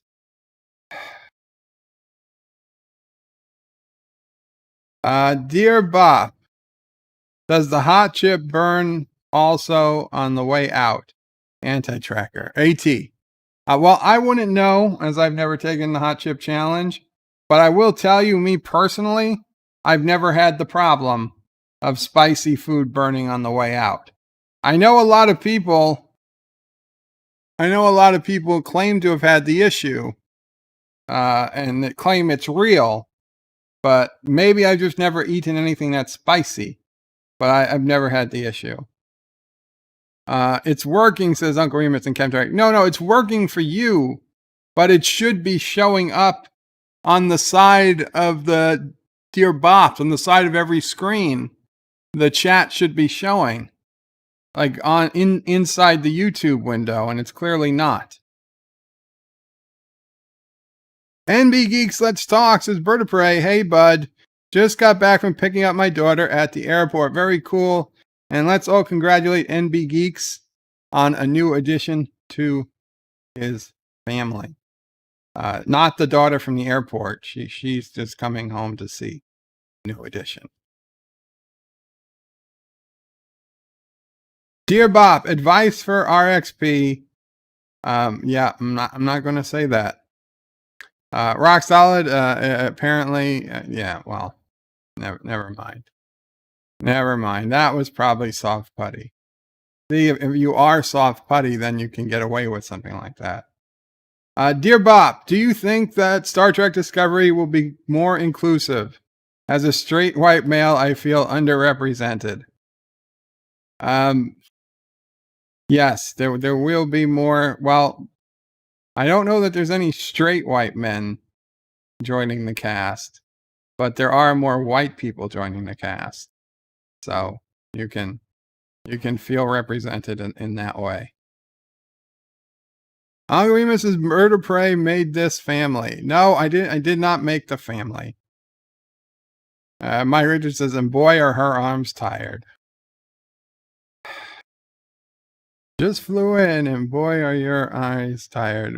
Rock Solid says, F whoever said that. Alexander says, BedLife, you should refresh your mailbox. I know, I see. Alexander wants to play Risk. And so you know what, Alexander, as the newest friend of Kuroga, oh my God. I'm not going to read that comment. But as the newest friend of Kuroga, I'm going to go ahead and indulge you. And we're going to go ahead and play some Risk. So let's put that on. Let's put this over. Let's move this over here. And let's open the Risk game. So guys, if you have your own, if you don't have it already, you can download Risk. It is free to play. You can get it from Steam. You can get it from Google Play Store. You can get it from the Apple iOS store. Lots of places have the game. It is cross-platform compatible, and you can play with us. So I'm going to go here to play with friends, create game. So we have Las Vegas. Las Vegas is the newest map. I want to play that because it's the map that, there it is, Las Vegas, Nevada. It became it was the what happens at Vegas stays on the leaderboards. Yeah. It was the map that they added to the games I already had. So we'll do manual placement. We'll do it on. We'll do it progressive. 90 seconds. Blizzards off. Fog of War off. Alliances are turned on. True random dice. So this is like a legit game of Risk. And there might not be, it might just be me versus Alexander. We'll see. But guys, whoever wants to join the game, the code is ZS6EN. ZS6EN.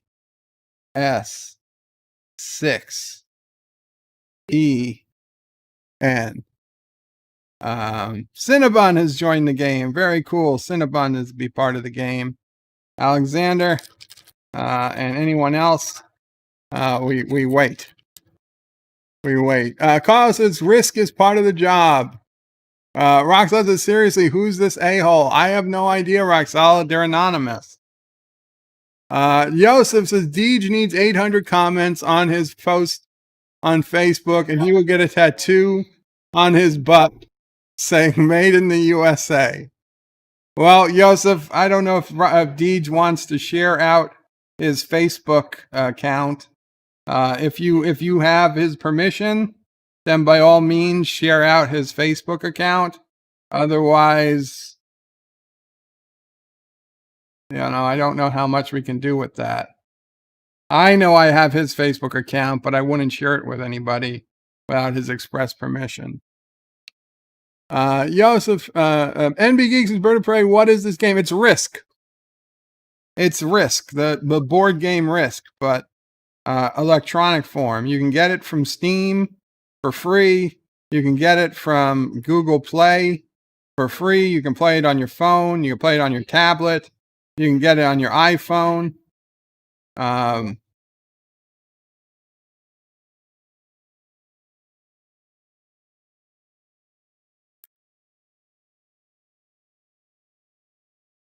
We'll give it another minute or two. See if anybody else wants to come in.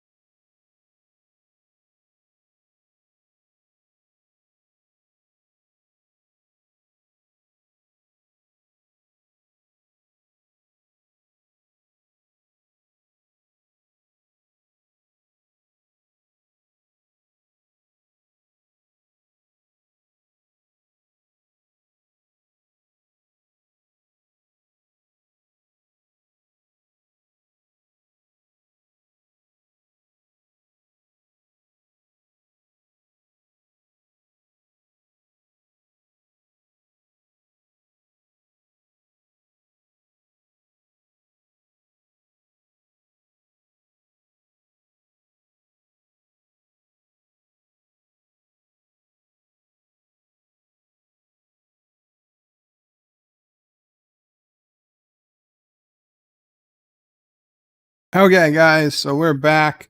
It looks like it's going to be the three of us. So I'm going to go ahead and hit play. Remember, once I hit play, you guys have to hit ready or else you get thrown out of the game. This is what LDG would call kids' risk, says Cinnabon. John DeMarco, just in time for Risk. Yeah, John, if you want to get in the game, now's the time. Rock says, Bird of Prey, I know it's anonymous. I'm calling out the a-hole.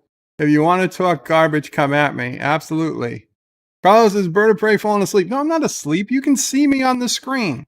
I'm clearly not asleep. I was talking. He can join in a minute. Okay.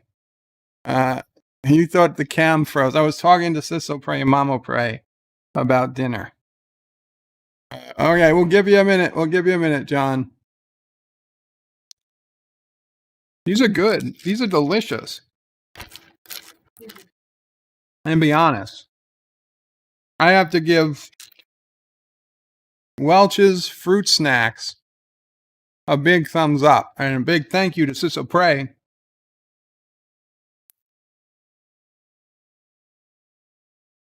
for throwing them at me. And there we go. We got John DeMarco has entered the game. So I'm going to go ahead and hit play. And remember, guys, be ready to hit ready. And we're gonna battle for Las Vegas. These are good. How about I charge you guys $10? I eat one.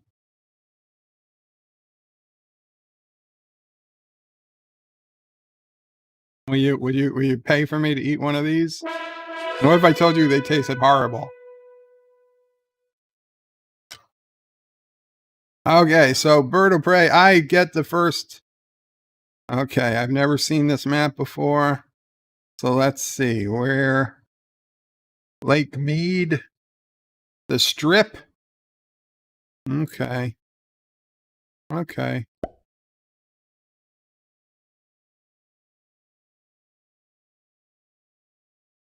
Cinnabon.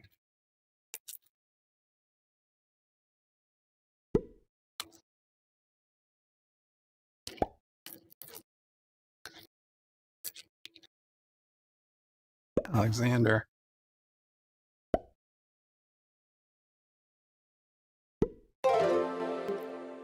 Cinnabon donated $10. Says eat a pouch.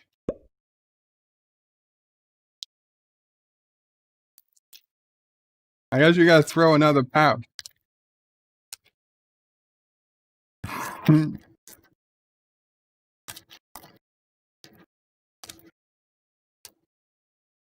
What do you mean, a pouch at the same time?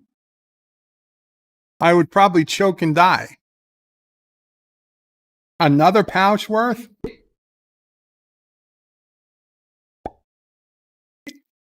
I guess I need another pouch when you get a chance.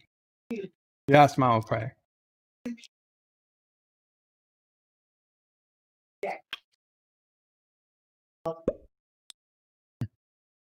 MomOPrey is reserving the right to object. But he already paid $10. I can't. There's no refunds.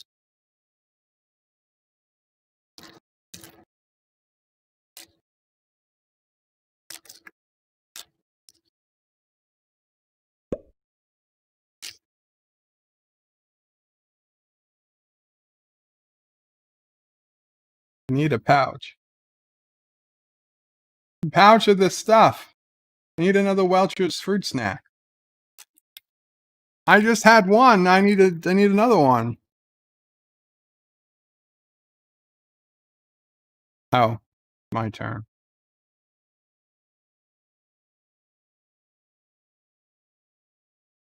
No, I'm not inactive. God damn it. Ah, son of a bitch. Wait, are they expired? If they're expired, then it's going to cost more. What are you doing? Don't put it in your mouth. Ready. You're going to eat them? You shouldn't eat these. They're delicious. Oh, what flavor was that? I don't know what flavor it was. Color. Look at it. Looks red. That's the most delicious color. Red is the most delicious color. Don't eat all the red ones. Those are the best. I don't even like these. So give me one. What? I gotta do it. Yeah. So Prey's not letting me get one. Mom Prey is refusing to get one. Yeah, I don't. It's just terrible. I think you do the whole pack just about you. You know how much I don't like? Wait one minute. 11 grams of sugar. There's worse than I gotta do something. Freaking this other. green is taking over. Okay. Oh, when are you throwing them at me? Another red one. Oh, God damn it! It's right there. Fell on the table. I can't eat it on the table. It's dirty. Just stop throwing them at me, please. Okay. Didn't do it.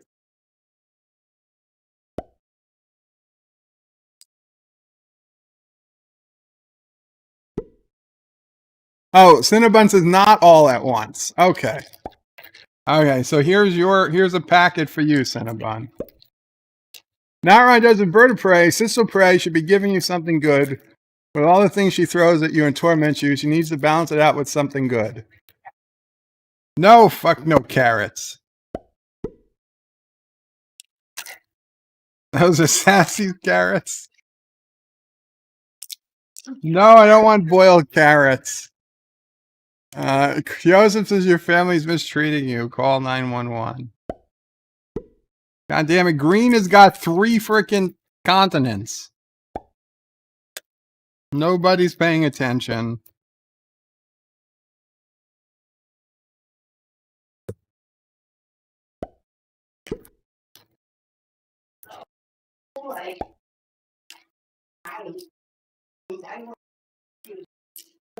Daniels is Bird of Prey. There's an official CBS waiting for after season 3 premiere of Discovery. Breaking Star Trek 4 renewed for season 4.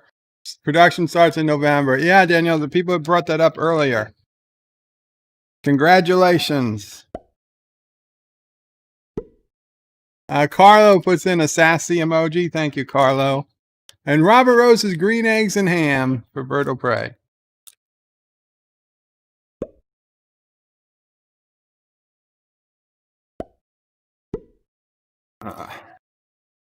This is not going to be good.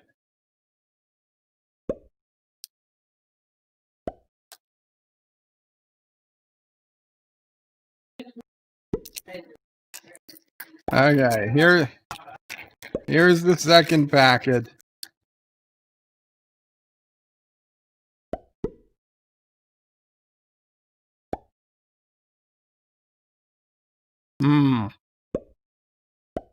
Man, these just get better and better.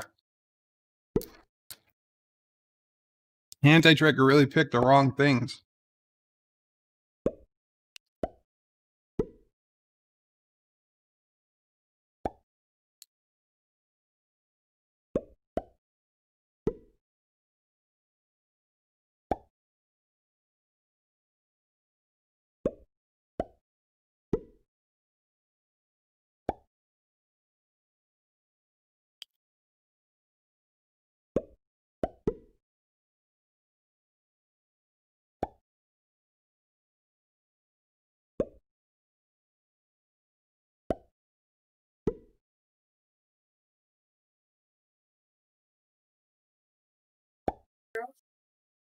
We got 7 more armies to put down.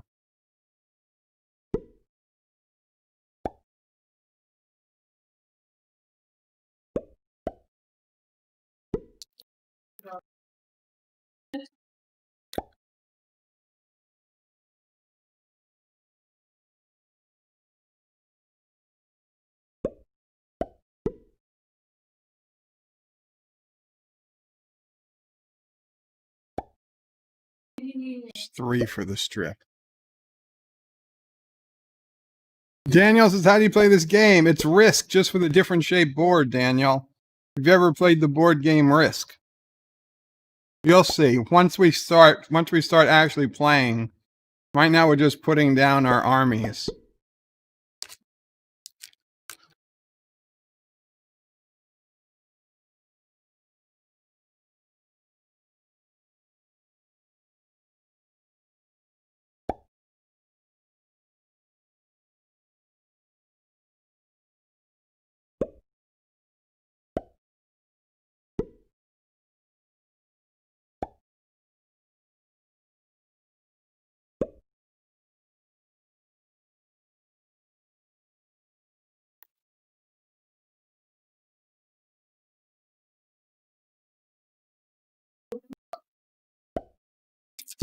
That's it. These are your last people to put down. Now, what will I do? Ooh, 8.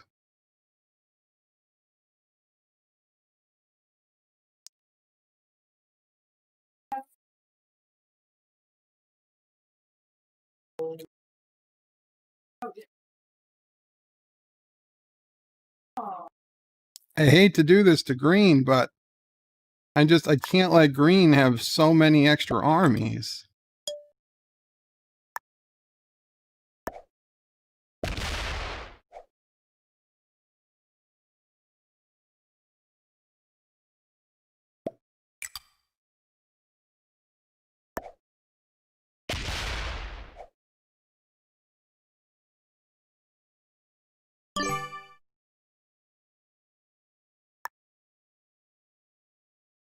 Hmm.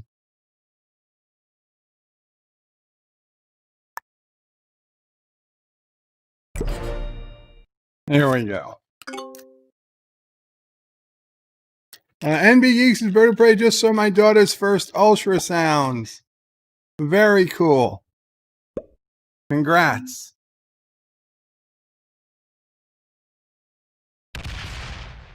Of course, he attacks me. Thanks, Cinnabon.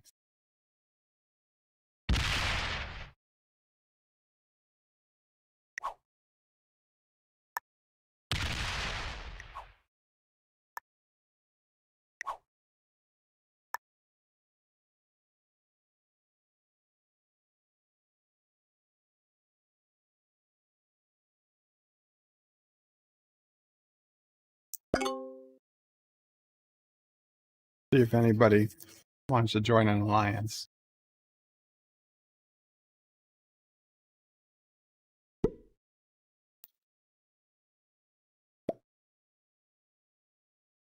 Oh, Cinnabon joined.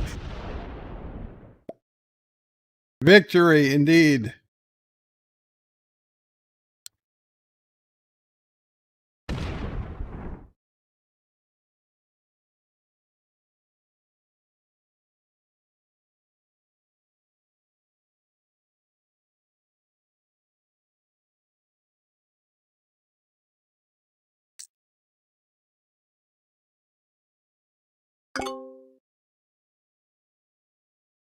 And this is the last one. Thank you, Cinnabon. It was delicious. And green has accepted an ally.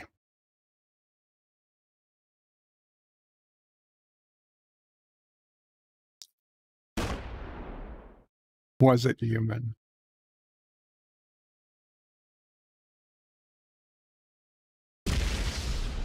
Ooh, man, you lost a lot there, Alexander. You always get the most unluckiest rolls.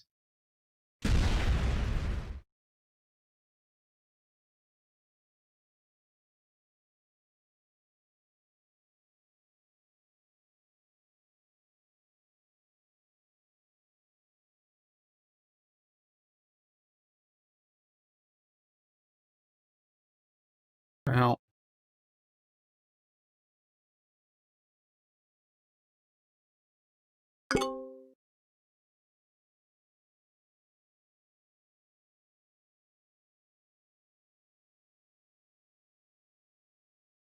Hi, Charlie.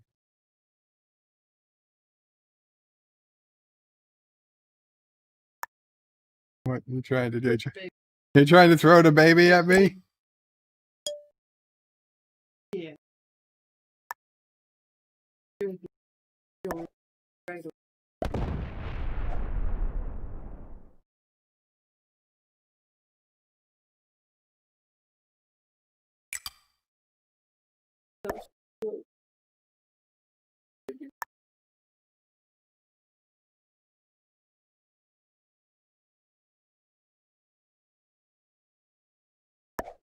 Yeah, it's risk, but it's Las Vegas, not the world.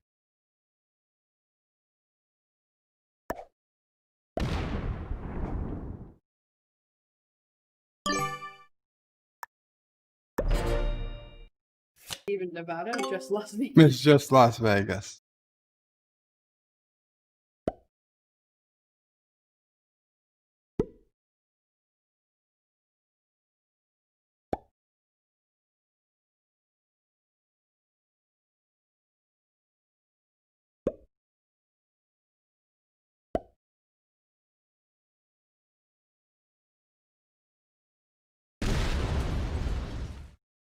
Lights in the backyard.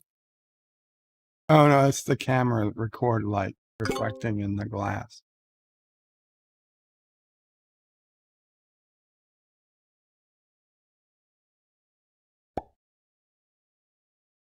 Tastes like I ate a lot of fruit, but I'm sure it doesn't count as fruit. No throwing watermelon.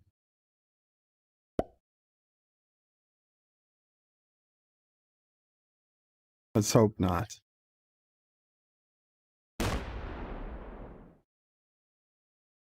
How's the audio today? Because I'm using a noise gate on the microphone that XSplit added to cut out any sounds that are, you know, a little too low for the microphone.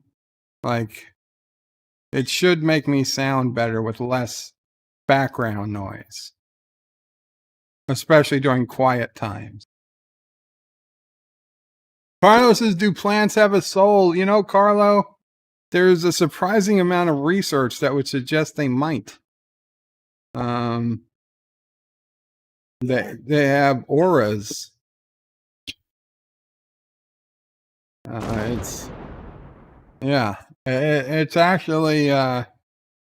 It's actually pretty shocking, and I would imagine devastating to vegans.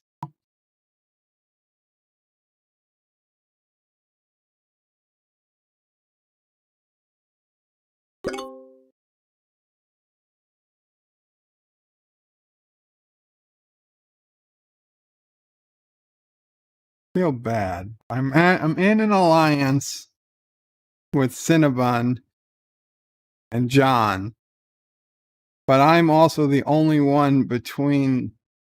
I'm the only one who could fight Alexander at the moment. I just have to. You know what, Alexander? I'm going to build up my forces, but I do have to take one territory just so I can get my card.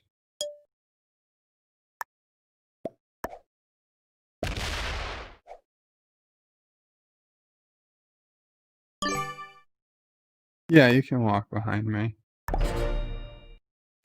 Take the camera off for a quick second.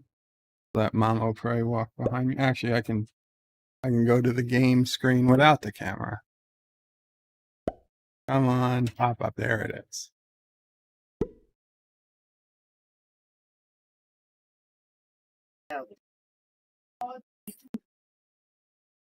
Do I have cards? I do, but oh, these are bonuses. These are bonuses for our progressive. So the first person turning cards are only going to get 4 armies. It's best I hold out till other people turn in cards. Moira Kitty, meow, Moira. Good to see you, meow. I'll be on camera in a minute once NephewOPrey comes back.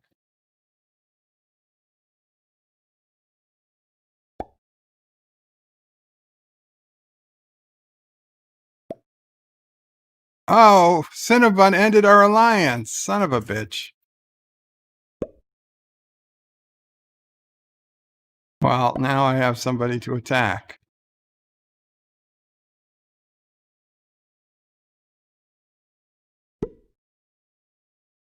Of course, had Alexander joined the alliance, I would have never attacked him to begin with. I would have just been adding to my territory.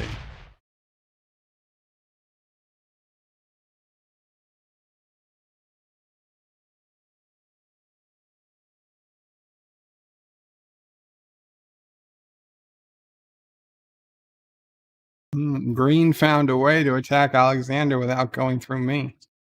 Interesting.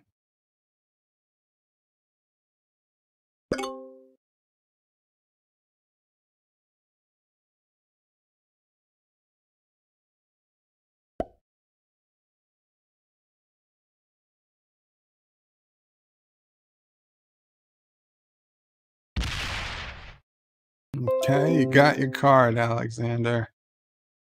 You got your third card. Oh, they're super wide open.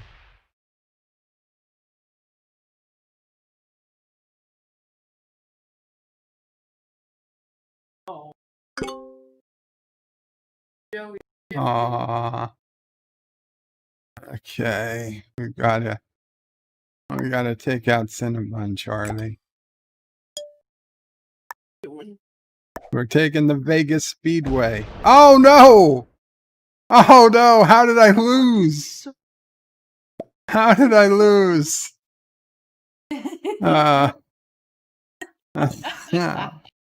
Are you laughing at Uncle Joey? Oh, Charlie, how did I lose that, Charlie?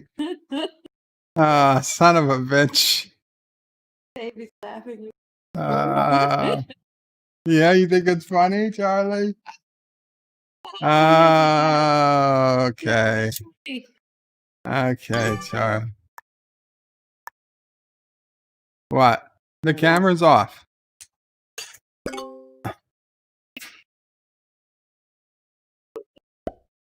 Ah, fuck. Bad word.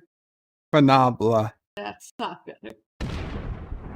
Oh. Cinnabon's moving in. He's moving through. He's moving through. Yeah. You dancing? Yeah, you dancing? He's off camera, unfortunately. I just needed to adjust it, but Okay. you can put him on your shoulder. On your shoulder. Oh, on my shoulder? Yeah. How much is this baby in the window? How much is this baby in the window? You got mama's hair? Yeah. You holding on? Yeah. Look at the camera. Look at the camera. Charlie, who should I attack? You point. He shook his head. Tell me a color. Tell me a color. Green? Red? Charlie, I'm actually playing as blue. Blue? You'd be happy. Blue? You'd be happy. I'm playing as blue. Blue. That's why I'm losing. I'm playing as blue. Son of a bitch. That is true. Oh, red's about to get wiped out by green. Don't blame the. Oh, red held out. Yeah. Red held out.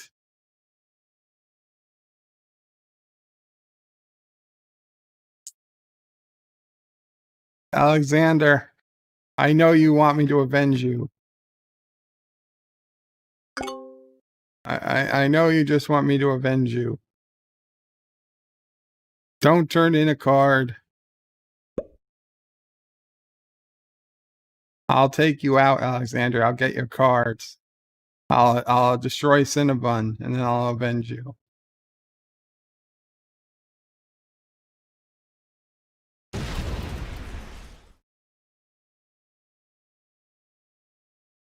If you want me to wipe you out, Alexander, come closer to me.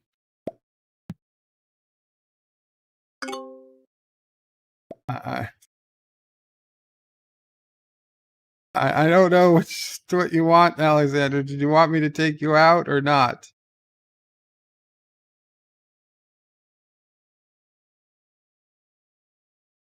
Son of a bitch. I might as well take you out. Otherwise, they're going to take you out. So...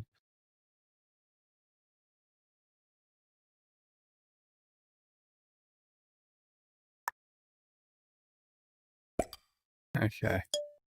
First thing I gotta do is take out the Vegas Speedway. Oh, no!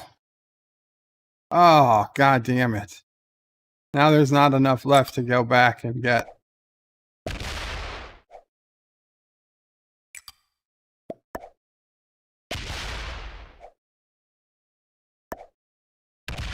Ah, god damn it.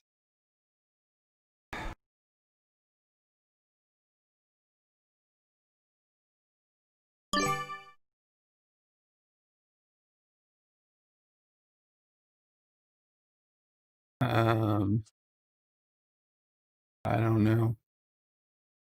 I don't know. Move that there. Carlos, just take him out for lunch. Nah, that means John DeMarco is going to get Alexander's cards. Oh, unless Cinnabon gets it. 21. Cinnabon is going to walk right through, get Alexander's cards, and then kill me off.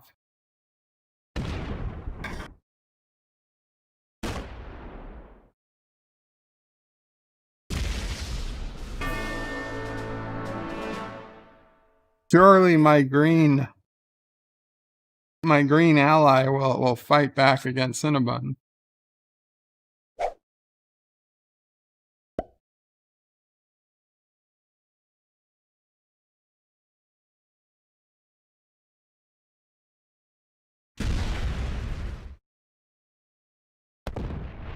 God damn it.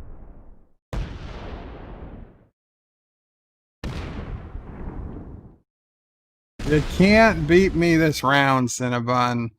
All you've done is awaken the sleeping giant.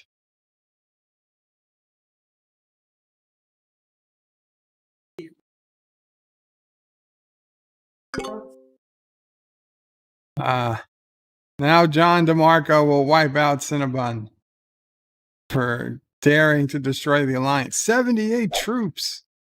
How does he have 78 troops for 72? Oh no, Green have broke our alliance. Oh, Thomas, let's take up for the Prey Fools. Wait, maybe Cinnabon will do the alliance back. You need my help. You need my help. He's laughing at me. He's laughing at me. Oh, god damn it. No, go up. Go up. North. Go north. No, that's east. Go north. Go north. Do not go south. No. Son of a bitch. Oh, 5 on 5. 5 on 5. No, we can't do it. Oh, son of a bitch.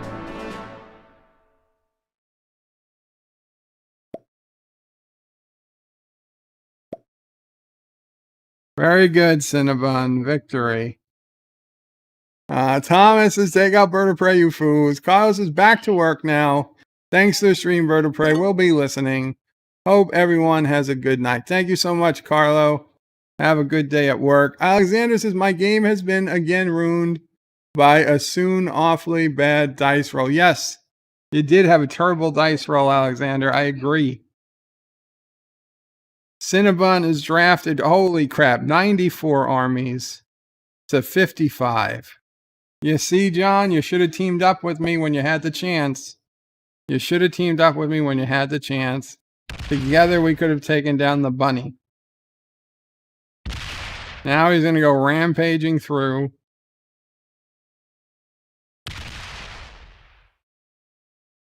Las Vegas is falling to the bunnies.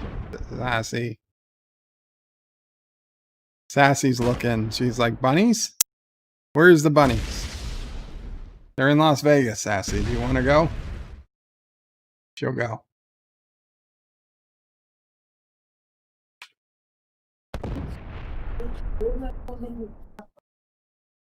So he's using the old Blitzkrieg.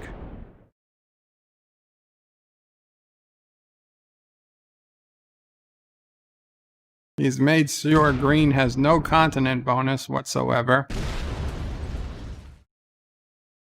He is spreading himself quite thin, I'll be honest. He's not going to have time to reinforce. That was a pretty, might even say it was a blunder. He left 10 armies completely inaccessible to do anything. 5 armies here, 5 armies here, it's 20. Another 6, 26. 26 plus armies and another 6 here. 32 of Cinnabon's 80 armies are completely useless. He has 6 on 4. That's something. He's going to have to put the majority of his guys down.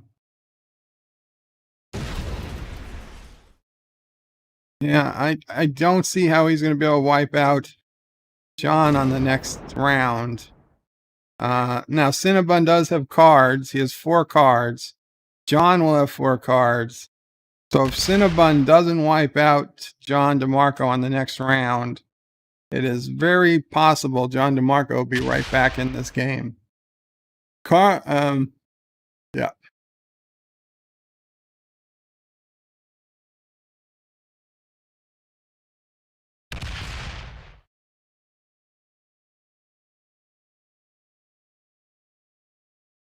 Okay. And John is going to fortify. He's moving his 3 from northern Red Rock to North Vegas, Las Vegas North. 34-46. Oh, he's just planning on rampaging through. He could potentially do it, though he has left a surprising number of armies in completely useless state.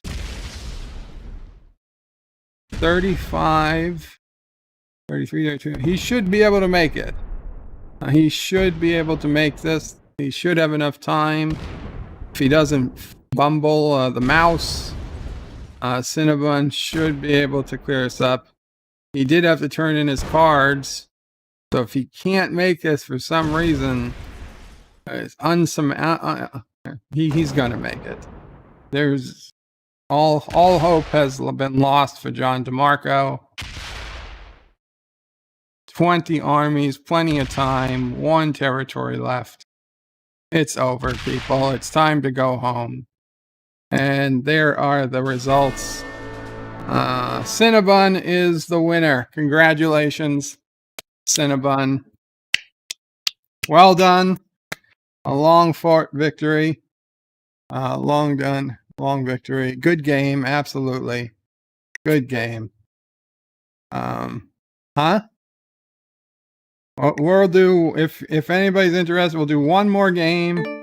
We're going to do the classic map, and we're going to do, don't show everything on my screen. We'll do the classic map, and we'll do manual placement off, so it just starts. We'll do fixed card bonuses, and we're going to do blizzards.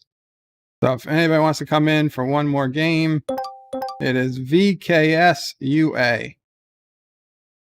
And I'm not going to ally with anyone. Okay? No alliances. VKSUA. You can ally if you want with somebody else. I'm not allying with anyone. It is just me versus everyone else. Uncle Remus says, have a nice weekend, Bird of Prey. Have a nice weekend, Uncle Remus. Thank you for coming. I appreciate you being here. Everyone attack Bird first, says John DeMarco. Well, it might just be, okay, we got 3. We got 3. Anyone else coming in?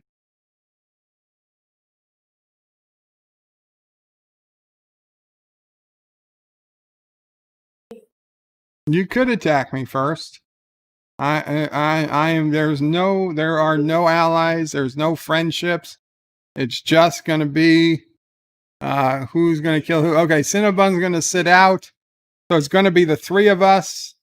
I'm going to go ahead and start the game.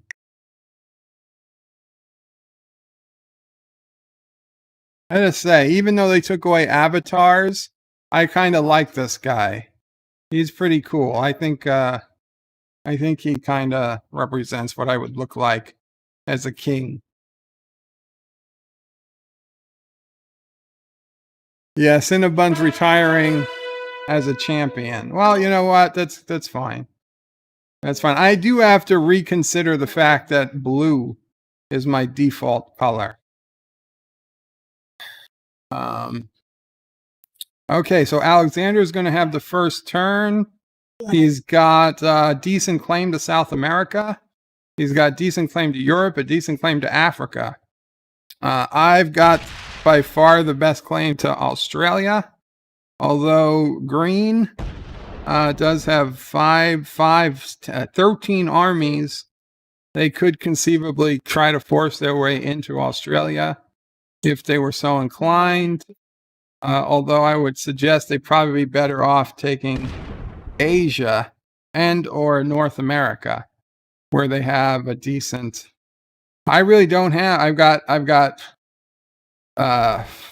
7 armies spread out across North America, 3 armies in Iceland, 2 and 3 armies in South Europe, a couple armies in Africa, 3 armies in all of Asia except Siam. 3 armies. So my only strong point is Australia. Oh, this is going to be interesting. Where's green going to go? No, he took out 2 of green. 5 versus 3. Okay, green is evening out. Is green going to attack anywhere else? Could conceivably attack Australia if they were so inclined. They would give them the top of North America. They could attack Iceland, give them a little bit of a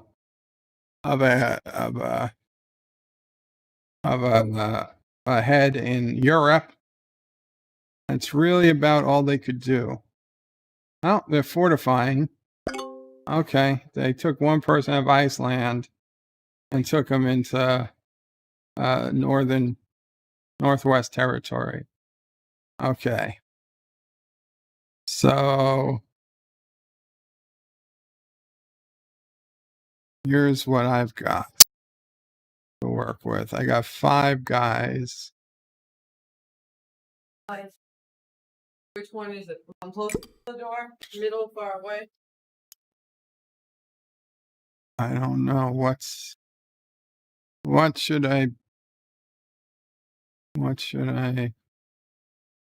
this is a tough one. This is a tough one.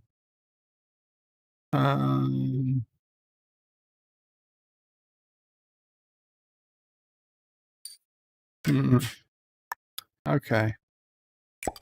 We'll do this. Your pillow cup.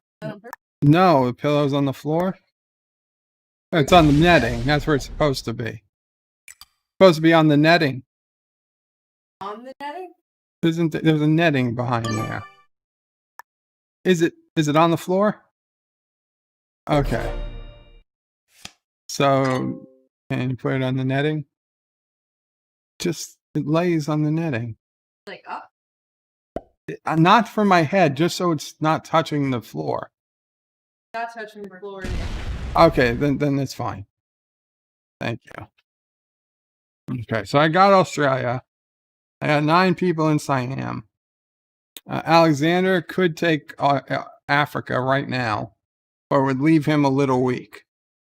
It would leave him a little weak. I put some guys in Mexico. I'm going to, well, it depends. If Alexander pisses me off, I'll probably try to take South America from him.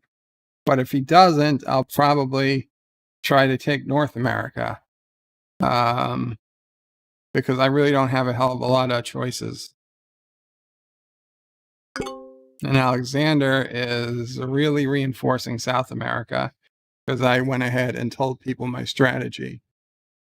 John DeMarco is again saying everyone attack bird first. Yeah.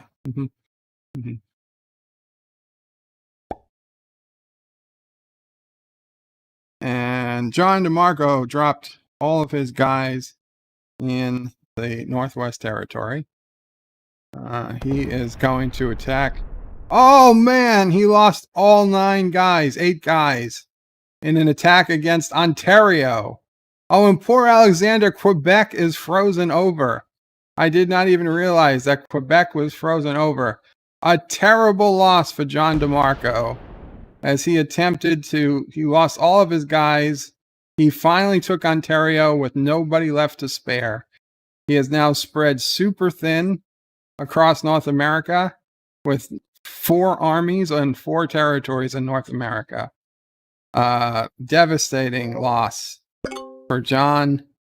He has backed up out of India quite wisely, as he knows the train is a-coming. He knows the train is coming. So let us do this, though. Let us put our 9 guys here in North America. So we're getting a food delivery. Okay, I'm taking the camera off. Camera's off. Okay.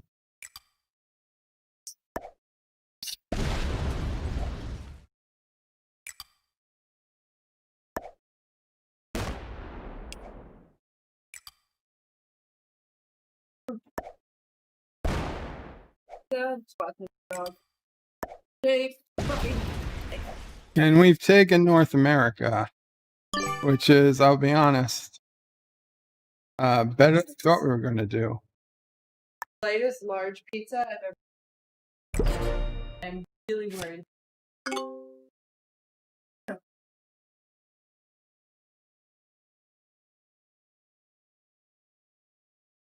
Okay, Alexander, you got South America. You're gonna get Africa, I imagine. Oh, he's coming into Europe first. Very interesting choice.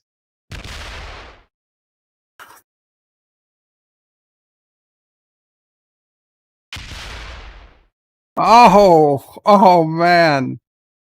Well, you got 2 people here, but it's a very hard chance that you would get it. Unfortunately, Alexander is not going to get a second continent bonus on this turn, which might be a benefit for him, because if he did, green or blue, me, would have to attack that second continent bonus. Keeping him out of the bonus this round might just prove promising. Might be the best thing that ever happened to him. I'm good for now.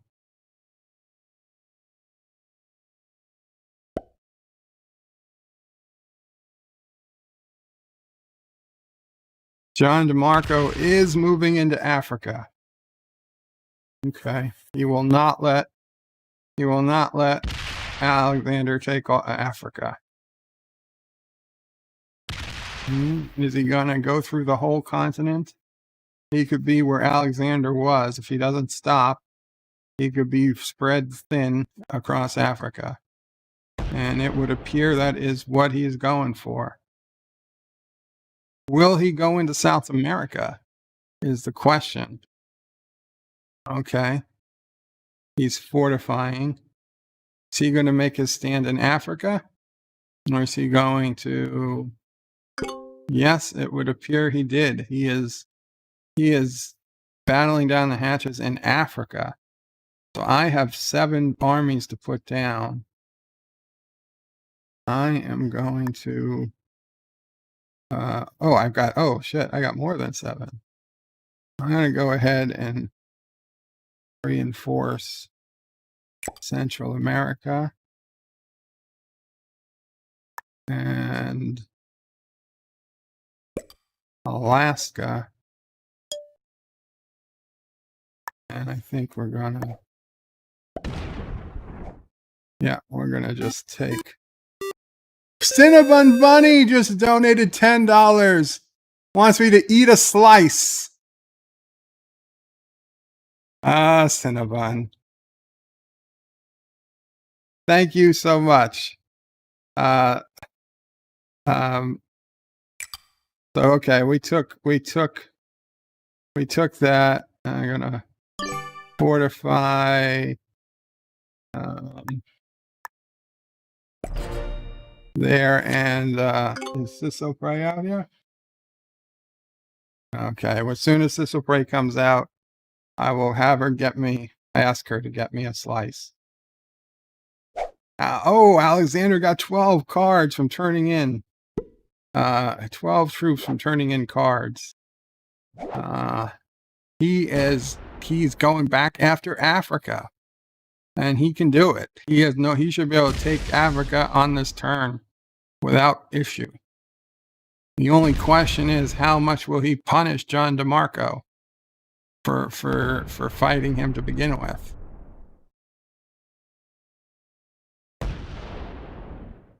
Ooh, he lost big on that last one. He probably should stay where he is, but he does drive it home. He does go into the Middle East. That is a clear sign to John DeMarco. You effed with the wrong Quebecan. You effed with the wrong. So, NephewOPrey, change of plans. Could I get a slice of pizza, please?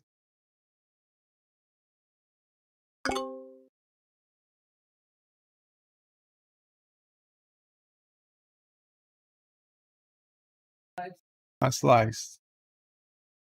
No, just as is. I guess. I mean, what else would you put on it? Oh, I mean, I guess you could put some garlic powder, sure. Thank you. Oh, good. Thin crust. Thin crust and not too hot. Oh, boy. Okay, so John DeMarco is retaliating, but he has stopped short of headed into South America. Very interesting. Very interesting indeed. What do you mean no sticks? A mozzarella stick? Sure.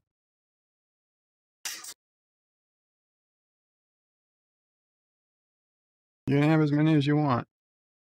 I'll be honest here, guys. I'd say I might be winning. I'm not saying I've won, just that I might be winning.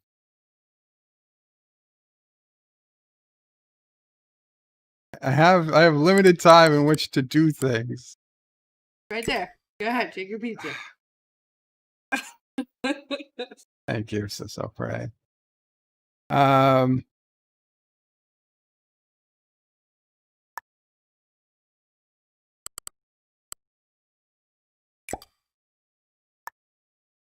Okay.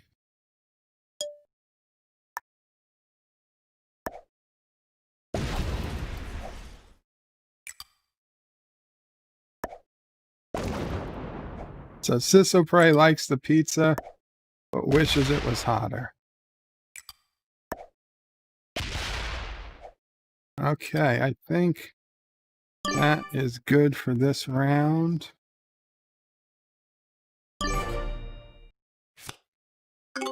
Here is the slice.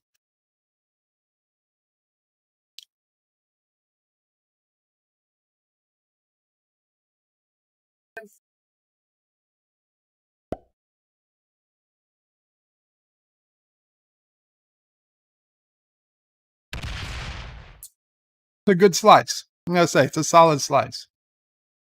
Yeah. It would definitely be better hot.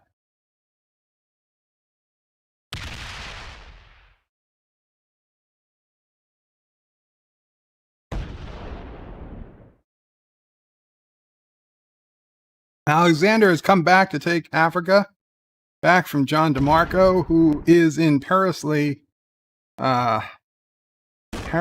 last place. Mere 7 armies over 4 continents, over 4 countries. I'll be honest, I don't think John's going to last another round. He does have 4 cards, so he might have cards to turn in. He could get up to 12 extra armies. That would put him on par with Alexander, but far behind me.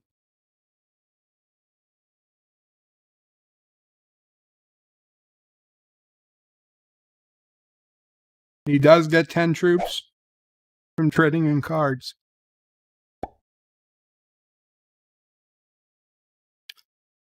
He could come into North America if he wants. He probably wouldn't get far, but he could get in. No, he heads south. Is he headed to Africa?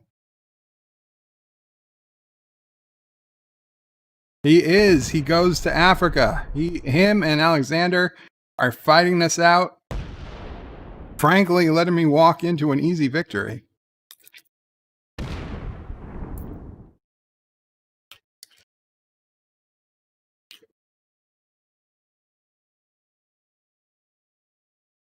Hello, Jeff Franklin. Qapla. I see you now. Okay. Okay. How are we gonna do this? Oh man. This is gonna be a tough one.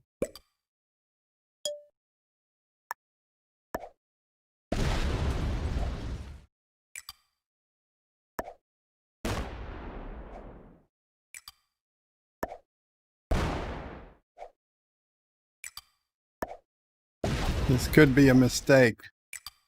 This could be a mistake. Maybe not. Oof. That's not good. That's not good.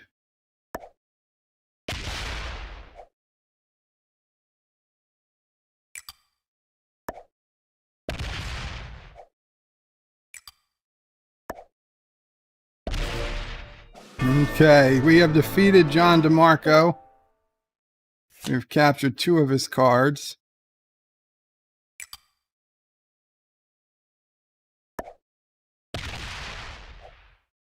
Take Siberia. And we will fortify by bringing these 8 guys back north. It is now me versus Alexander. Alexander has only 3 armies and no cards.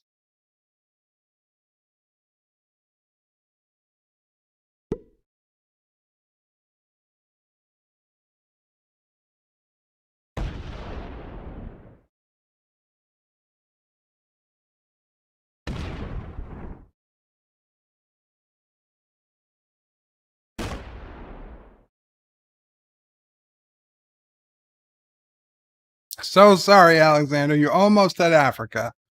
You almost had it.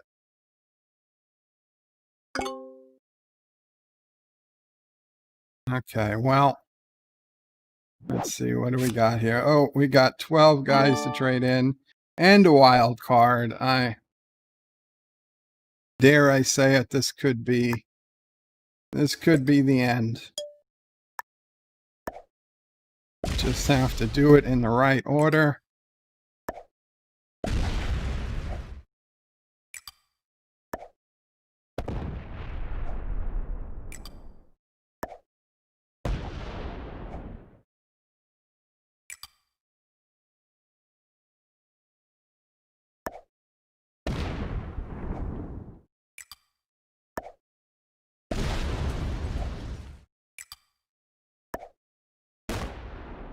See, we're pretty good on time.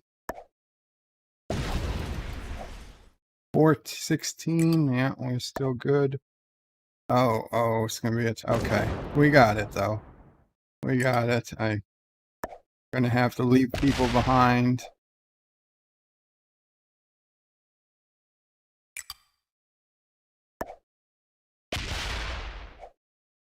Okay, and we've got it. great victory, and a good game. A good game. Thank you guys for everything. Cinnabon, I'll be finishing the slice in a quick second.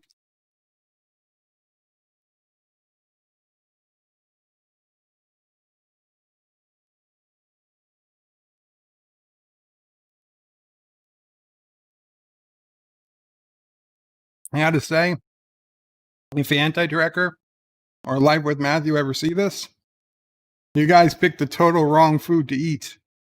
I had some delicious fruit drops and slice of pizza. No crickets. No burning gummy bears or one chip challenges. I think you guys are just crazy. So, thank you. Thank you guys. Good game.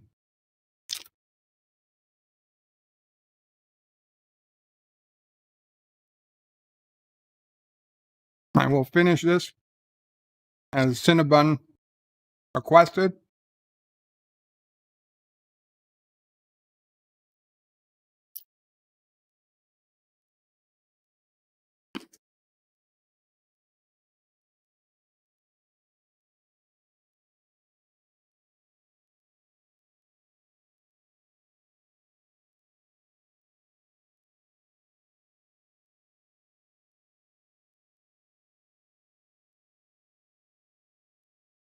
Thank you very much, Cinnabon, for those donations.